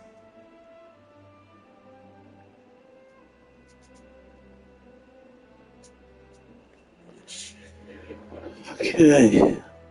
A threat? Did they do something bad? The initial merchant ship explored the planet.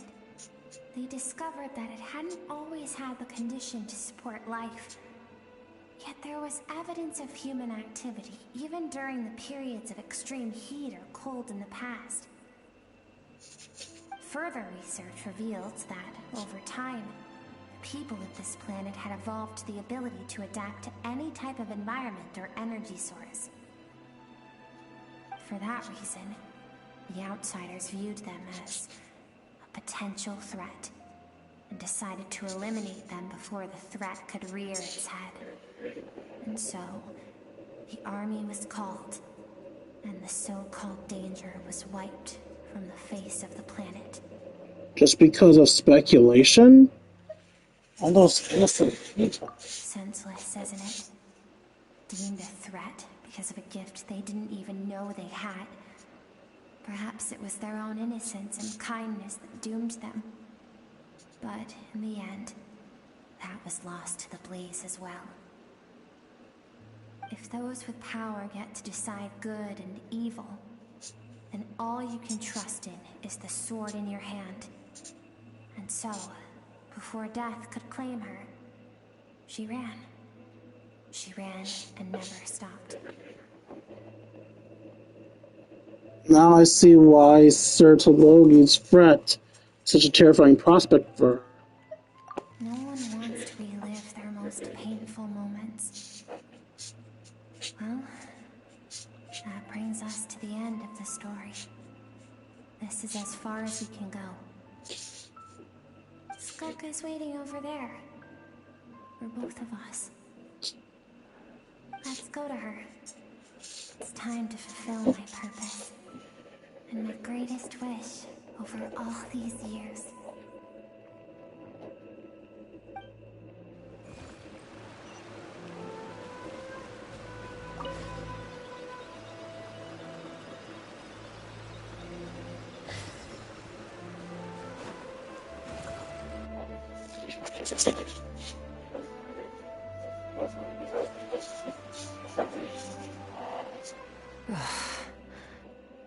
So all this, just so you could bring him here. I have things to say to you. Well, to me. I want someone to witness our reconciliation, even if it takes an argument to get there. And he is the best choice in this moment. Wait, then you must be Little Skirk. Her suppressed emotional self. The version of herself she keeps locked in the recesses of her mind, stifled by reason. All those rejected impulses, those discarded aspects of your past selves, they are a part of me now. I am who you used to be. Someone you have refused to face for too long. So, I came to face you instead. You're wrong. I've faced you all along.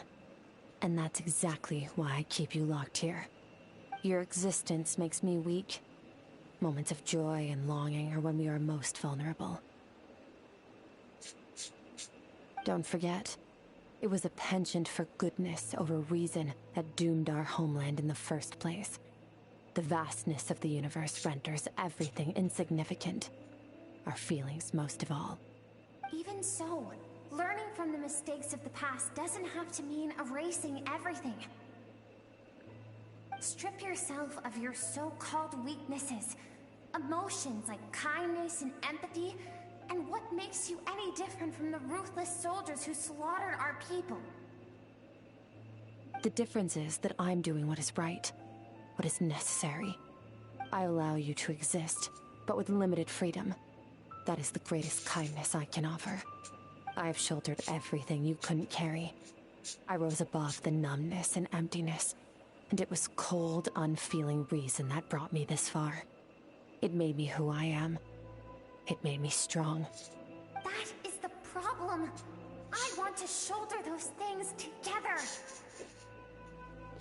On the grand scale of the entire universe, maybe our feelings are vanishingly small, but why should that mean they don't matter? Emotion gives warmth to the cold expanse of space. It gives meaning to the world around us. Think back to those nights of gazing at the stars, those afternoons of exploring the unknown. Think back and let them grant you peace. A brief respite from the pressure you put on yourself.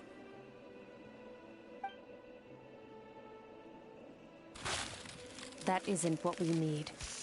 It's exactly what we need. Aren't you curious about why recovering your strength has taken longer than normal this time? Finally, you get to the important part. That is the only answer I came here to find. Then look around. Look at your inner world. You cast aside your dreams and curiosity, and in doing so, you lost your original motivation. You severed all connection to who you used to be, so you can no longer draw strength from your past.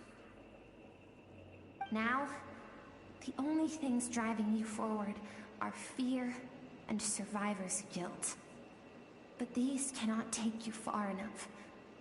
And so, this river, the source of your strength, grows more polluted by the day. And do you think that means I should seek help from a weak little thing like you?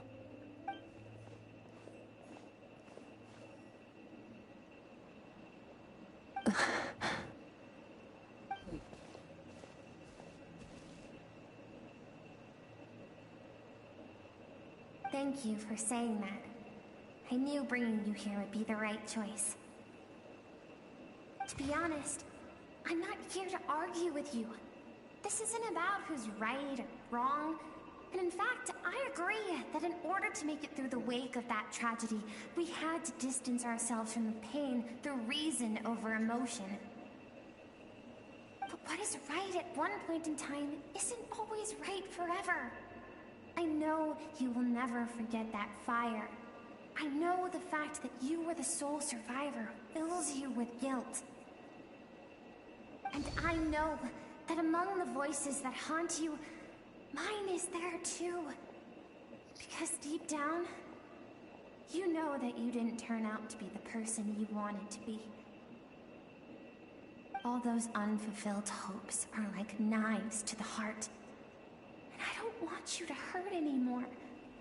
So even if you can't accept me, I hope, at least, that you can let go.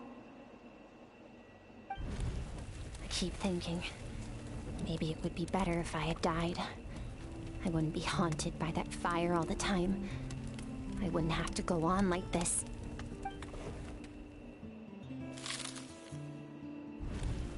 Your dad and I, we're not afraid to stare death in the face, but we need you to survive.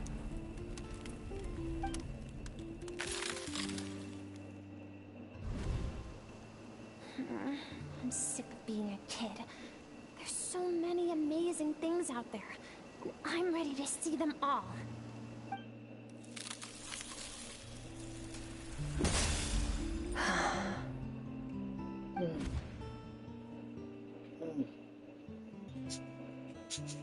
I remember. There was a song Mom and Dad always sang when we went out to fetch water. Dancing water. The sand along your path is begging for your song and movement. Will you carry this burden with you on your journey? I am not the dancing water, and you are not the burdensome sand. But if this is your wish, then I will carry you with me until the end. Thank you. I should be thanking you.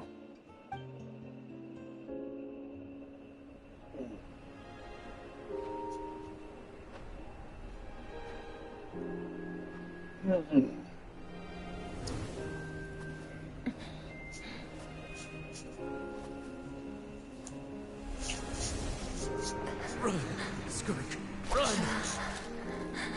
Remember, leave no one alive! Heed my words, Skirk. Let fear take root in your soul. Did you survive? Why was it only you? Skirk, did you become a positive light in this world?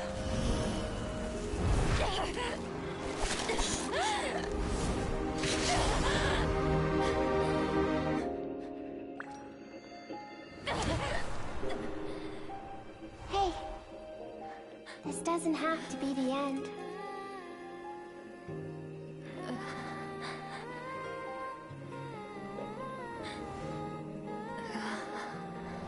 Life is a gift. Don't let darkness claim it.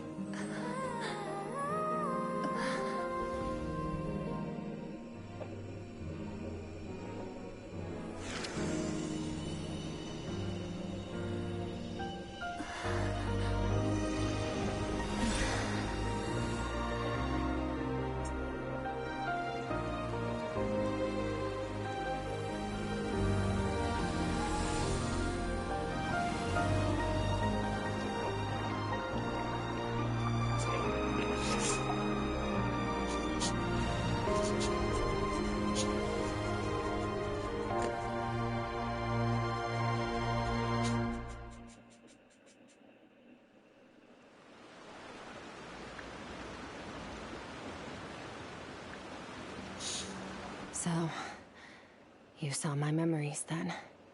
I once asked my master if survival of the strongest was the law of the universe. He said no. But in a world without order, those with no moral boundaries tend to be the ones who survive. That isn't true strength. Power is not a substitute for doing what's right. That's why, after hearing his answer, an idea came to mind. An idea that, one day, I would create a new world order. One in which there would never be another tragedy like that fire. One in which power was not the law of the land. But that means I must defeat him. Because my master, Sir Logi, is, at the core, a defier of all rules and order. Sounds like you have your work cut out for you. Yes. And not just because of the gap in our abilities, but also because I have no reason to see him as an enemy. Although his decision to train me was not made out of kindness, he did everything a master should. He saved my life, taught me the sword and the principles of strength. And for that, I respect him.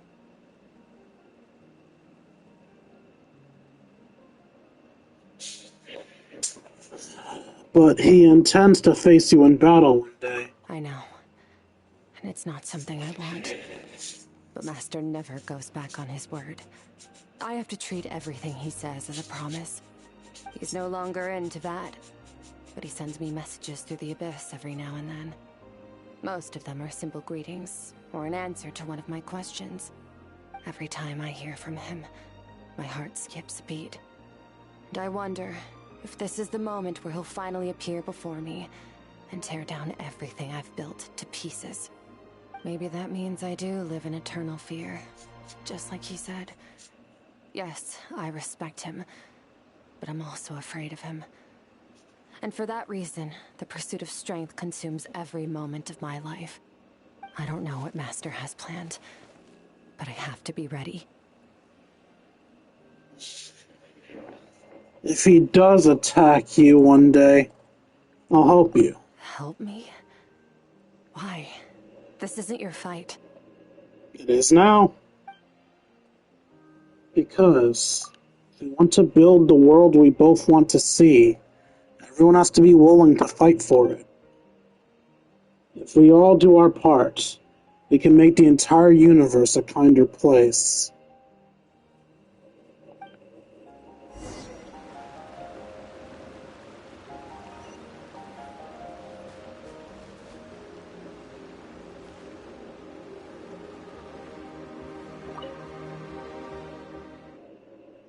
Skirk gazes into a distant sky.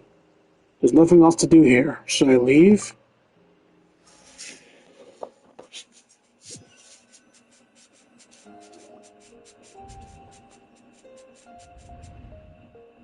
Oh, you're finally awake!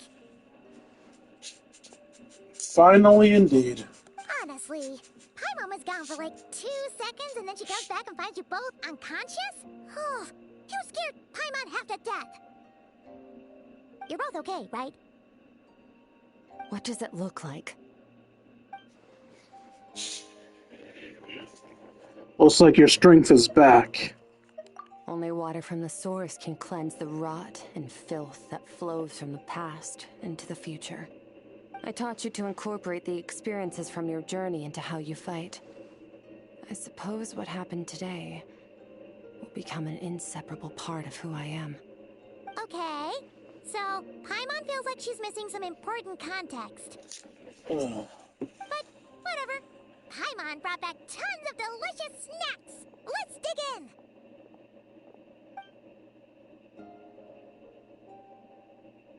All right. It's about time we finished what we started. We're gonna deal with this thief for good, right? Finally, let's show them what we're made of. This time, I'm not going to tell you to hold back. But having digested even more power in the meantime, he's going to be tougher than before. The good news is, we have no reason to pull our punches this time. So, let's go. Same place as last time.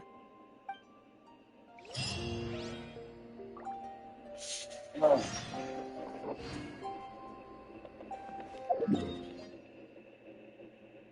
so fucking tired. We're almost done. Just one more boss battle.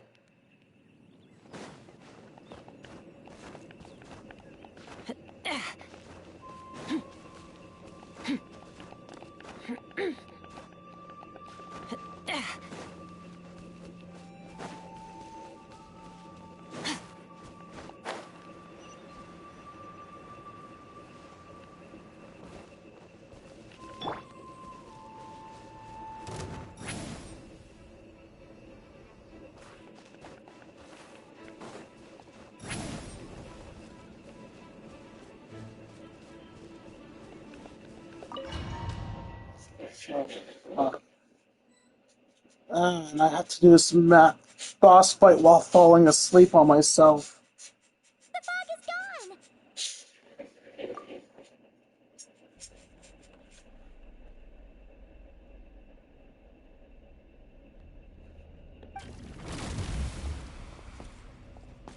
Wait, isn't that the form the all-devouring narwhal changed into? How come he knows that, too? That's Skirk's master. So the fowl used to look like. Really? So, you're telling Paimon that giant whale and this guy can both turn into the fowl? How does that work? It's a subconscious instinct. Any intelligent being who longs for his level of strength is bound to mimic his appearance. It's a natural response after encountering someone as powerful as Master. To them, he represents ultimate power. We know the person before us has encountered Master, and we know he stole a portion of my power. So it's not surprising that he would assume this form. Okay. Oh, the closer Paimon looks, the more intimidating it gets. Nervalette isn't here this time, so it's up to us. He won't have the nerve to steal again after we're done with him. Let's teach this guy a lesson. All these wheeze, you aren't doing shit, Paimon. Water jet! Wipe out! Start! Mine to wield.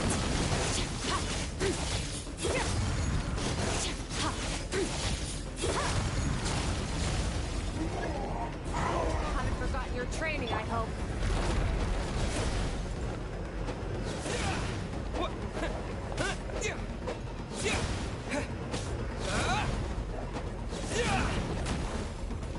Water jet! Annihilate. Mine to wield.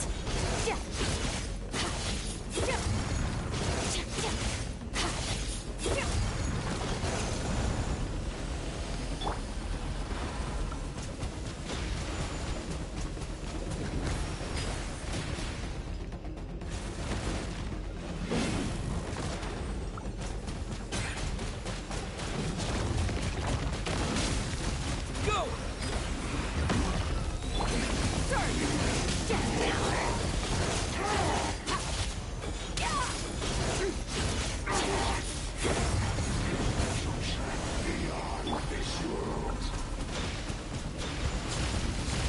Go!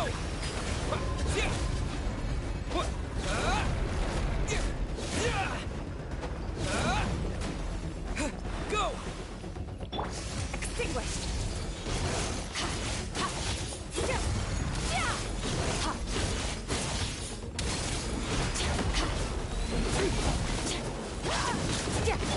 Water jet!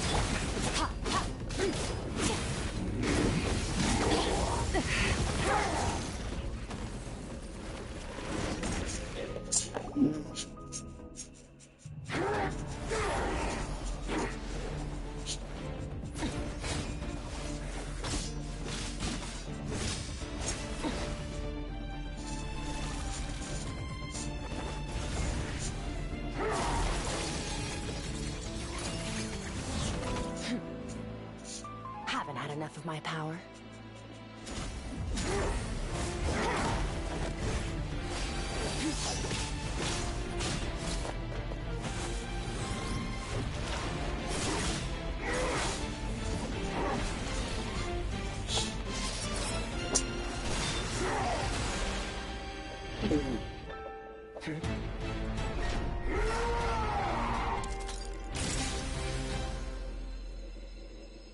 Well then, let's see how much more of this power you can handle.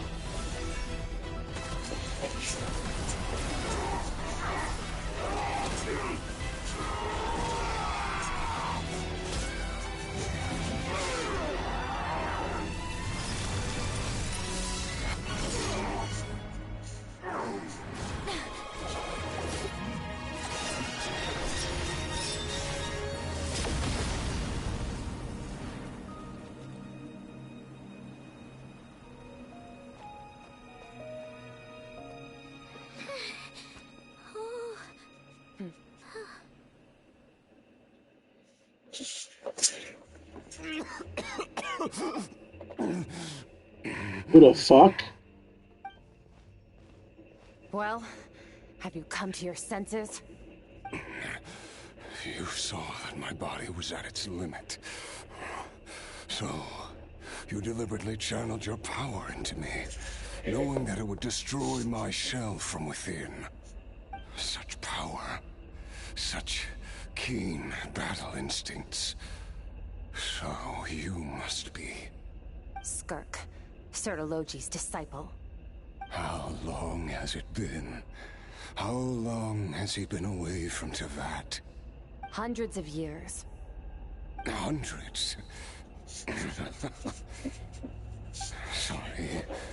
It's a lot to take in. I should introduce myself. I am Skafnungar, a friend of your master and one of his followers. This is the first time I've heard your name, Skirk. But hundreds of years ago, I knew you existed. And I knew you would come here. Hundreds of years ago? Sounds like you and Master have quite the history. Care to tell us about it? Of course. Might as well take advantage of a clear head while I can. The story starts a long, long time ago. I was born into a noble family in Conria. As the eldest son, I was set to inherit our title. But I contracted an incurable illness as a child, and everyone gave up on me. I trained the sword harder than anyone else, defeated all of my peers. But it was all in vain. When other people looked at me, all I saw in their eyes was pity, or a strange glee in my misfortune. Even my parents were just waiting for me to die. Over time, my heart hardened, and I became aimless. That was the point where I met your master, Sertologi. We were similar in age, but different in background. He was born in prison, the son of criminals who had been sentenced to death. He spent his childhood wandering the streets, facing more criticism than the literary works in the Universitas Magistrorum. Yet, he always wore a smile on his face, as if kindness and malice were one and the same, and he could not see the difference. I still remember what he said to me when we first met. You need to fight to survive. Even if it's a losing battle, it should light a fire under you. How can you sit back like this and go down without a fight? That does sound like something he would say. He was the first to acknowledge that I was worth something, and he inspired me to keep going. When we sparred together, it was the first time I'd actually felt the thrill of combat. When I was 10, he stole forbidden research materials and managed to cure my illness. It was like there was nothing in this world he couldn't accomplish. When it came to the human form, he was always intent on pushing the boundaries of possibility. But somewhere along the way, I fell behind. My talents were nothing compared to his. And at some point, I realized he had pulled so far ahead, I was too embarrassed to even ask him to spar. After his grand endeavor was successful, he sought me out and said to me, "This planet no longer holds anything of interest to me, so I'm leaving. But first, I have an offer. I can use a power I have just refined to break the curse of immortality for you. Your death was once what we worked so hard to prevent. But the immortality you now face is a different kind of pain altogether. I'll pass. Immortality doesn't sound so bad to me. Since I can't die, it means I have an infinite amount of time to get stronger. Maybe I'll finally catch up to you one day. And we can spar like we used to. Are you sure? I cannot say when I will return. Your body, or rather, your soul, might not be able to withstand this curse. All I can do is try. After all, a wise man once told me, people need to fight for their own survival. Wise indeed. Nevertheless, if you grow weary of the pain of immortality, and wish to experience a good sparring match before you wither away, seek out my disciple. Disciple? Never thought I'd hear that word coming from you. Nor I. But Vedifenir said I was destined to find a disciple out there in the universe, and bring her to Tibet. You know as well as I, Vedifenir's prophecies are never wrong. Well, now I'm curious about who this disciple of yours will be. All Vedifenir said was that one day, the stars shall bow in her honor. Sounds pretty impressive. Of course. Only the most outstanding people would have the right to become my disciple. Still self-assured as ever, I see. But you're not wrong. I'll be leaving then. Oh, and if you are serious about getting stronger, I left you a little gift in the primordial sea. As I've said before, walk whatever path you want. Freedom means even the wicked get to make their own choices. Waiting for me in the primordial sea was the all-devouring narwhal, already beaten into submission by Sertologi. In its weakened state, I was able to cut off part of its flesh and sew it into my own heart. Your heart? That sounds like torture. How did you even survive that? Because, of course, I bear the curse of immortality. So, you used the curse to turn yourself into a vessel for power. Even with that whale's ability, devouring power like that is not something the human body can withstand. With your body and soul constantly at the breaking point, it was the curse of immortality that sustained you. But that is not the path to strength. You have to pour your heart into it, work for it, dream of it. Instead, you stole something that didn't belong to you, and it backfired. You're right. I should have known better, but I had already pushed myself to my limits, and he was still miles ahead of me. So I had to take a leap of faith. I miss your master. I miss the days when we were all together, troublemakers without a home. I don't regret the choice I made. But if you'll allow it, I do want to apologize. To both of you. After the beating we just gave you, I think we can call it even. You're an interesting one as well. Sertologi's disciple. That's a lot to live up to. It can't have been an easy experience. I know what he's like. He rules with an iron fist, using despair and fear to force you to catch up to him, all the while standing ever out of reach. We're like mountain climbers in the dark, never knowing how much higher we have to climb, or when we will see the sun again. True. But I made up my mind long ago. No matter how dark it gets, I will not give in to despair.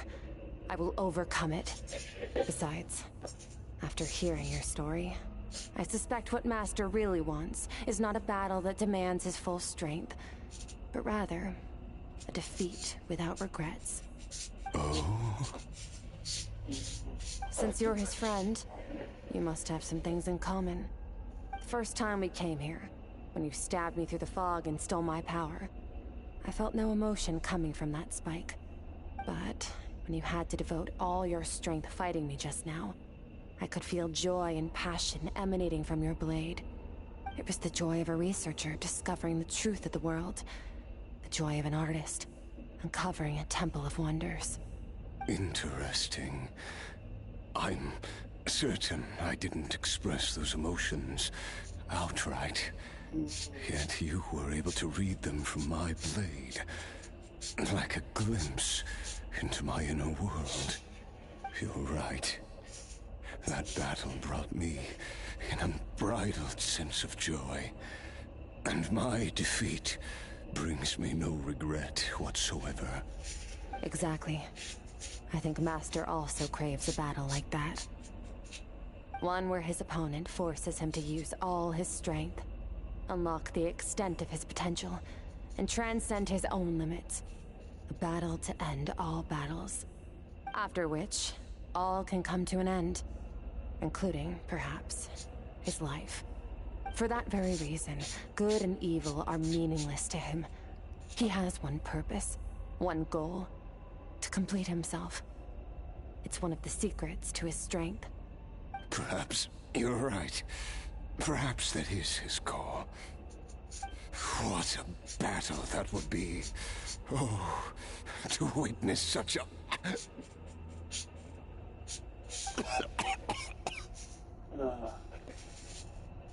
Please hurry up and die, man.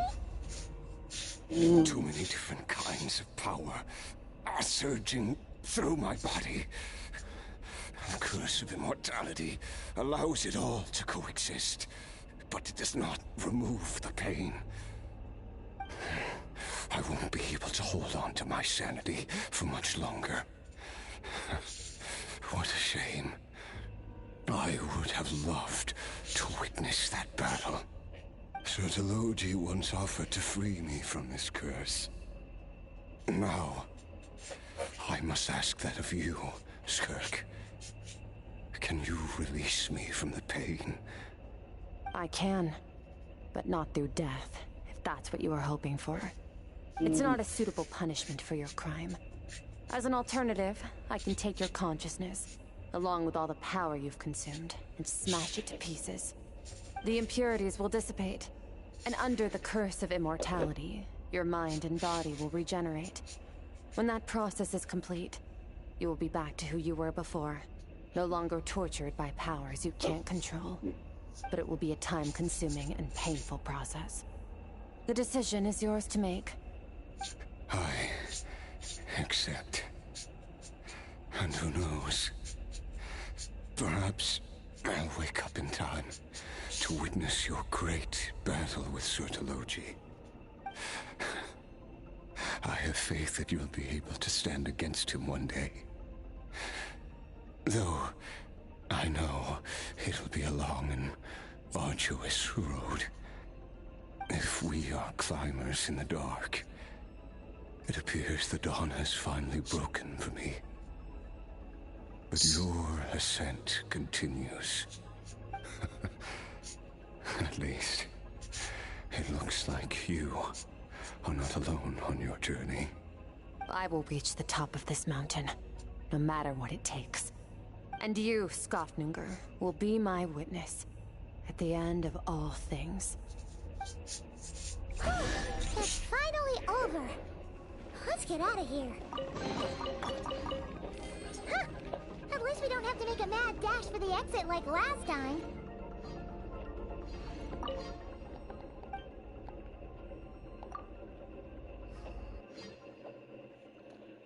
Oh, God. I'm fighting for my life to stay awake. It's only been a few days, but it feels like again, we've proved there's nothing we can't overcome. We're just that awesome. I didn't even break a sweat. Wow, you sound even more confident than usual. Guess you really have become stronger. Today sure went by fast. It's night already. Oh wait, that reminds Paimon. The stars you mentioned, the ones that died out, are they back now? Yes. The power Skofnungur stole has been returned. So, the stars have regained their light. Great! Huh, it's crazy that you even noticed their light was gone. There are so many stars in the sky. If a few disappeared, Paimon definitely wouldn't be able to tell. I suppose it's because I have gazed upon this sky for centuries. The false stars, hanging in the meticulously planned sky, glittering with rotten light. It's not real. And yet, it is for that very reason that I can look upon it and enjoy the momentary peace it brings. It's beautiful, I agree. I like to see what it's like up there. Even the most beautiful of bubbles has to burst. We will return to the real universe one day, whether of our own volition or not. Time marches ever forward. Even the innocent and naive will taste life's bitterness. Yet through hardship, we grow, until we learn to seize the sands of time for ourselves, and uncover our true strength.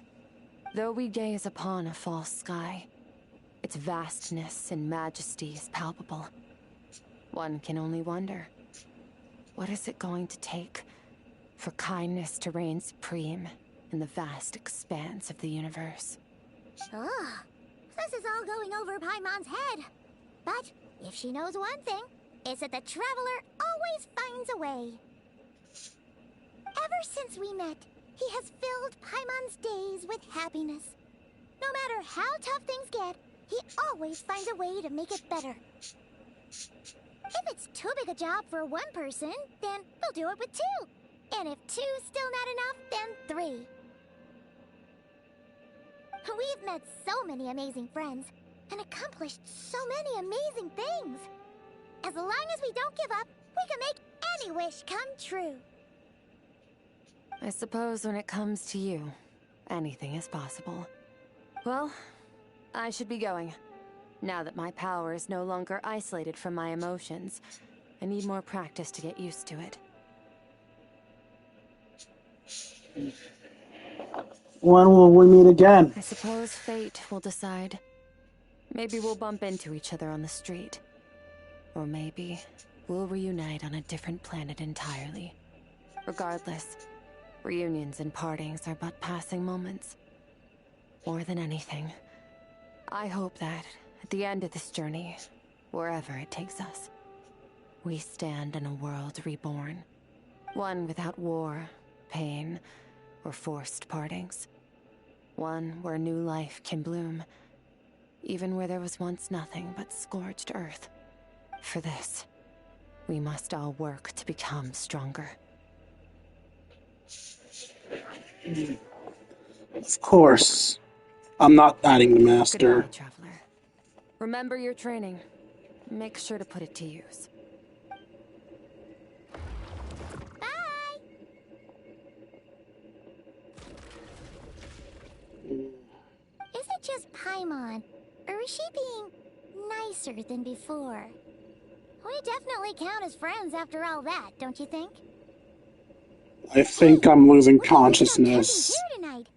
There's nothing quite like sleeping under the stars.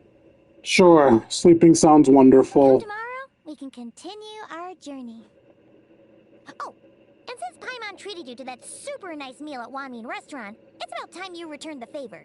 Greedy little brat. Whispers between stars and night, quest complete.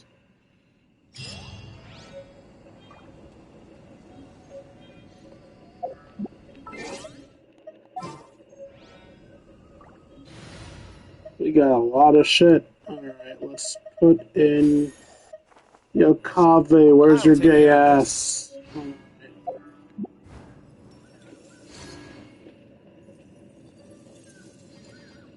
I don't know what two of those things are, but whatever.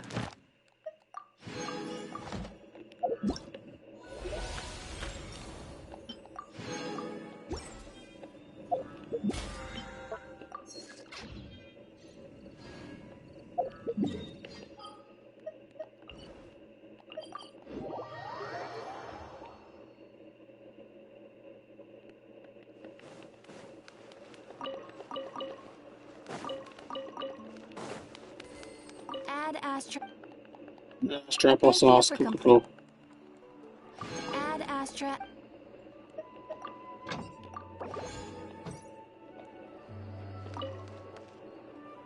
Got it.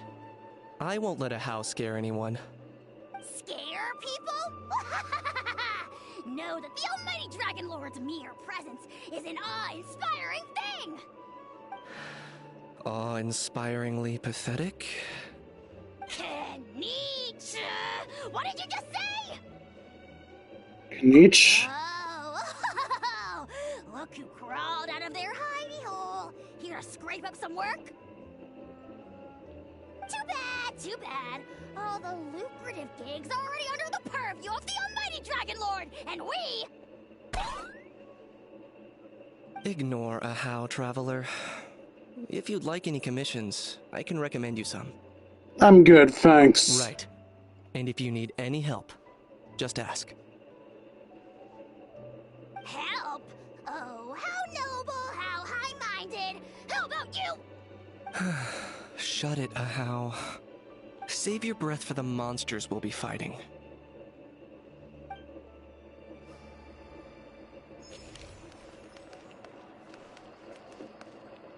Okay, so that was a record.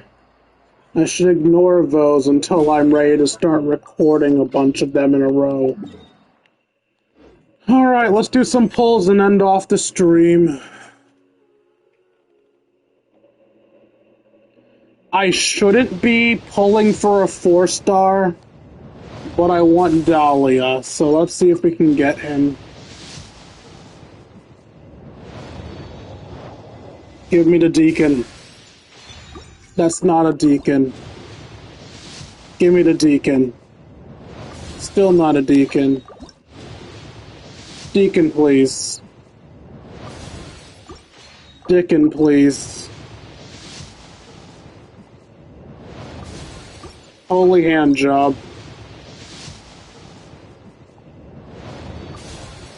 Gay boy.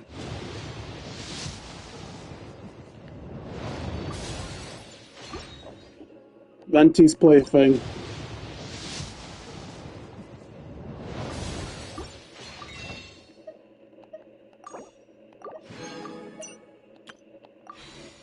Final pull. Alright, so still no Dahlia.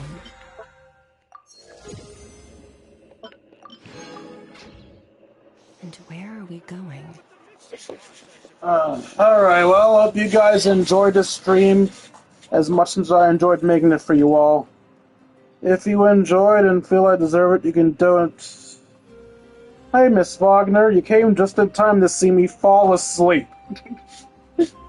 No need to apologize for not being around, and especially no need to apologize if you're ill. Your health is more important than my dumbass streams. Anyway, as much as I appreciate you being here to either watch or lurk, not sure, I'm actually ending the stream right now, because I can barely keep my eyes open. So, I hope you guys enjoyed the stream, much I enjoyed making it for you all. If you enjoyed and feel I deserve it, you can donate to me at buymeacoffee.com/KingD353. Again, that's buymeacoffee.com/KingD353. Every donation is appreciated. For those $1 a month, you can help support the channel, as well as help ensure I get to eat food. Also, if you want to spend some time with me personally, you can join my personal Discord. If you're watching this on YouTube, the Discord link will be in the description down below. If you're watching this on Twitch, the Discord link will be posted in a second. I'm not doing the hold a note thing. I'm too tired to do the hold a note thing. Also, because I forgot to say it, if you want to see more of my content, you can find me at youtube.com/KingD353. Most of my content is just the streams, but on occasion you'll find a Let's Play video that wasn't posted on Twitch, or just a random blabbing video there. Alright, like, comment, subscribe, and follow, and see all you beautiful faces later. Deuces. No raid today. I can barely keep my eyes open. I have time to look for a raid.